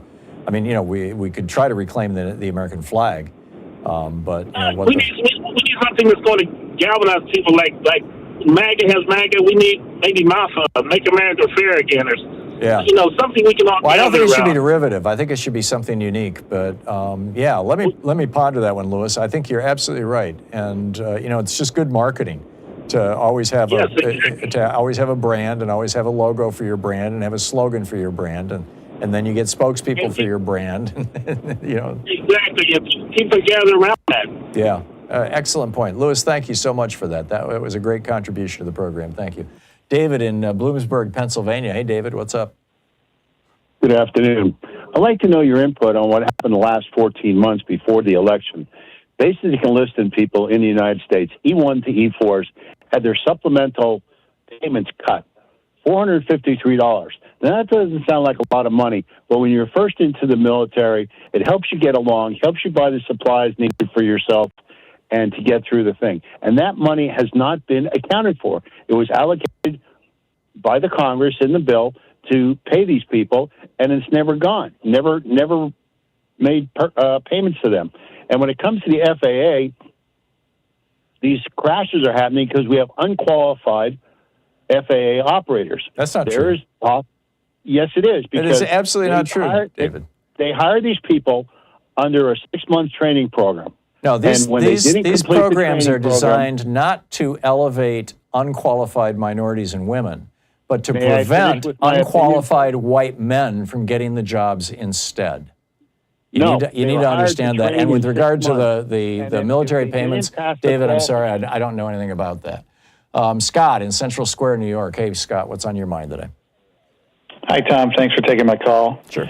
Curious, has anything like what we're seeing right now happened in modern history in any other country? Yeah. It happened in Hungary. It happened in Russia. It happened in Germany in the 30s. It happened in Italy. It happened in Spain. So take Hungary and Russia, for example. What is life actually like in those places now? If you are just doing your job, the biggest argument I think people could make is that the economy and life in general, the quality of governmental services, is not what it would be if it weren't for oligarchs sucking money out of the economy. Orban and Putin are now multi-billionaires, as are most of their good buddies. But if you in Russia or Hungary, if you speak out, if you say something to your kids that they repeat, that goes against the regime. I mean, Viktor Orban's had people put in jail for things that they posted on Facebook. Putin has people executed for that. So yeah, that's those countries. Those countries is everybody living in poverty? Do they have a middle class? No. There's a substantial middle class in both countries. But they are absolutely not politically active. They cannot be. Right. And the media in both countries just sings the praises of Orban and Putin all the time. In fact, the first thing that both of them did when they decided to go full dictator, Putin in 2001 and Orban in 2010, was start suing the media for libel and defamation to destroy the independent media. And then when they bankrupted, big news organizations and independent, radio, television stations and things like that, then they had their friendly oligarchs come in and buy them up and basically turn them all into Fox News. So, and they both seized the state instruments of, the Hungarian and Russian equivalents of NPR and PBS and turned them to their actions as well. Scott, I got to move along, but thanks for the call. If you want the details on Hungary in particular, just Google my name and Viktor Orban. And I've written several pieces over at Hartmann Report over the last couple of years detailing in granular detail everything that Orban has done to Hungary. It's really pretty shocking. Okay, thanks a lot, Scott. Jim in Moline, Michigan. Hey, Jim, you got a quick one here? I have 30 seconds. Oh, how you doing, Tom? Good. What's up? Yeah, you got to talk straight through peace. And Trump is doing things in Israel. He's getting things done in Russia. It's negotiating. Biden, he went in there, I told my brother-in-law, says he's going to be tested. And sure enough, he got tested. I don't know what you're talking about, Jim. Yeah. Yeah, okay. Jim, thanks for the call. I can't figure that one out. But, Jim didn't have much time, so hopefully he'll call back. Thanks for being with us today. We'll be back tomorrow, same time, same place. In the meantime, don't forget democracy is not a spectator sport. It requires all of us, and that includes you. So get out there, get active, tag, Igor. Have a great afternoon. Be good to yourself and the folks around you. Stay safe, and I'll catch up with you.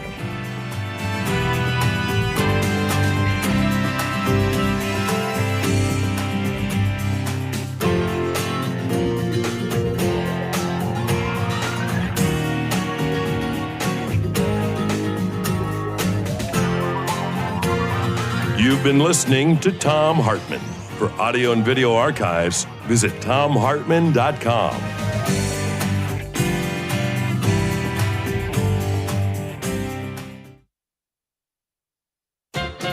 While Reverend Martin Luther King Jr. proclaimed, "I have a dream," it was full of lofty ethical stuff like justice for all and, well, it was so 1963. But in today's Facebook, Instagram, Google world of billionaire ethics and expectations, dreams need to glitter with a 2021-ish grandiosity to go viral. So who better to take us there than that visionary of instant gratification, Jeff Bezos? Ever since I was 5 years old, says the mega-billionaire boss man of Amazon, I've dreamed of traveling to space. Now that's intriguing, because Jeff regularly acts like he is from outer space. So is this homeward bound? Bezos can certainly afford the ticket, for today's global pandemic has delivered a financial windfall to him, increasing his personal wealth by $75 billion last year alone. He's retiring as Amazon CEO, but his haul keeps growing as the corporate stock price keeps bloating. Meanwhile, he bought himself a rocket ship company, and in July, he intends to be customer number one on a tourist fling to the lower edge of space. He and 5 other high flyers will take a short suborbital joyride about 50 miles up in a pressurized cabin, then unbuckle and experience weightlessness for about 3 minutes before scooting back to terra firma. Imagine how impressed MLK Jr. would have been by Jeff's commitment of his enormous wealth and potential to such a flighty dream. For his part, the billionaire predicts that his spacecapade will make him a new man. It changes your relationship with humanity, he says of space travel. This is Jim Hightower saying, good, for his relationship heretofore has been one of worker exploitation, tax cheating, and monopoly profiteering. So go forth, Bezos man, and come back a better human.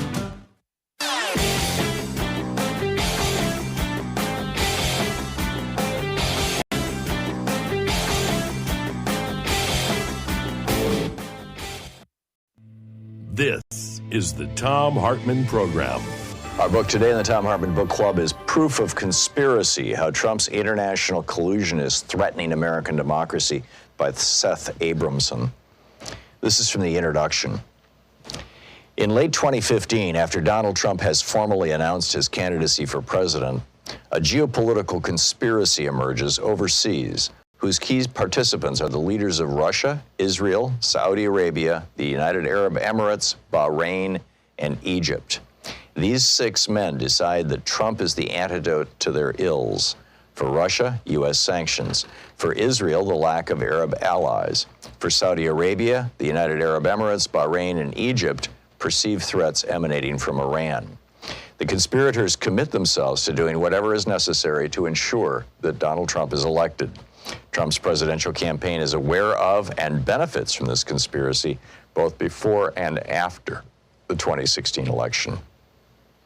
On March 19, 2018, British journalist David Hurst, the former chief foreign leader writer for The Guardian, publishes the most important report of his career. Hurst, at one time the Moscow bureau chief at The Guardian, is now editor-in-chief of his own publishing venture, a London-based Middle East watchdog called the Middle East Eye. In the spring of 2018, he reports the existence of a years-long, continent-spanning conspiracy that will eventually envelop the President of the United States, the Red Sea Conspiracy. This book denominates the conspiracy Hurst uncovers as the Red Sea Conspiracy for the simple reason that it is hatched on a yacht in the middle of the Red Sea, a seawater inlet of the Indian Ocean bordered by, among other countries, Saudi Arabia and Egypt. One imagines that in his many years as a correspondent and commentator for The Scotsman, The Huffington Post, Al Jazeera, El Arabi, El Jaid, TRT World, which is Turkish, Masr al-Aghan, Egypt, and The Guardian, Hurst never thought he'd stumble on a story as far-reaching in its implications as the Red Sea Conspiracy. But he did, and what he found could change the course of history. This book chronicles the events around the globe that preceded and followed the fall 2015 origin of the conspiracy, with a special focus on how the conspiracy prompted Donald Trump and his aides, allies, and associates to covertly collude with 6 countries, both before and after the 2016 presidential election: Russia, Saudi Arabia, the United Arab Emirates, Israel, Bahrain, and Egypt. Events that began on the Red Sea in 2015 now influence President Trump's foreign policy toward all of these countries, toward other countries not involved in the conspiracy, such as Qatar and Iran, and more broadly toward Europe, Asia, and the Middle East. The story of the Red Sea Conspiracy begins with a man named George Nader. As reported by Hurst in the Middle East Eye, toward the end of 2015, Nader, then an advisor to the Crown Prince of Abu Dhabi, Mohammed bin Zayed Al Nahyan, known as MBZ, convened, with his patron's permission, a summit of some of the Middle East's most powerful leaders. Gathered on a boat in the Red Sea in the fall of 2015 were Mohammed bin Salman, known as MBS, Deputy Crown Prince of Saudi Arabia, who would shortly become the heir apparent to the throne of the Saudi kingdom; MZB himself, by 2015 the de facto ruler of the United Arab Emirates; Abdel Fattah el-Sisi, the president of Egypt; Prince Salman bin Hamad, the Crown Prince of Bahrain; and King Abdullah II of Jordan. Nader, the improbable maestro of these rulers' clandestine get-together, intended the plan he posed to the men to include the nation of Libya, but no representative from that nation attended the gathering. Of the leaders aboard the yacht, 2, MBS and MBZ, are already close. According to a New Yorker interview with Richard A. Clarke, a counterterrorism advisor to Presidents Barack Obama and George W. Bush, MBS and MBZ, quote, talk on the phone all day to each other, end quote.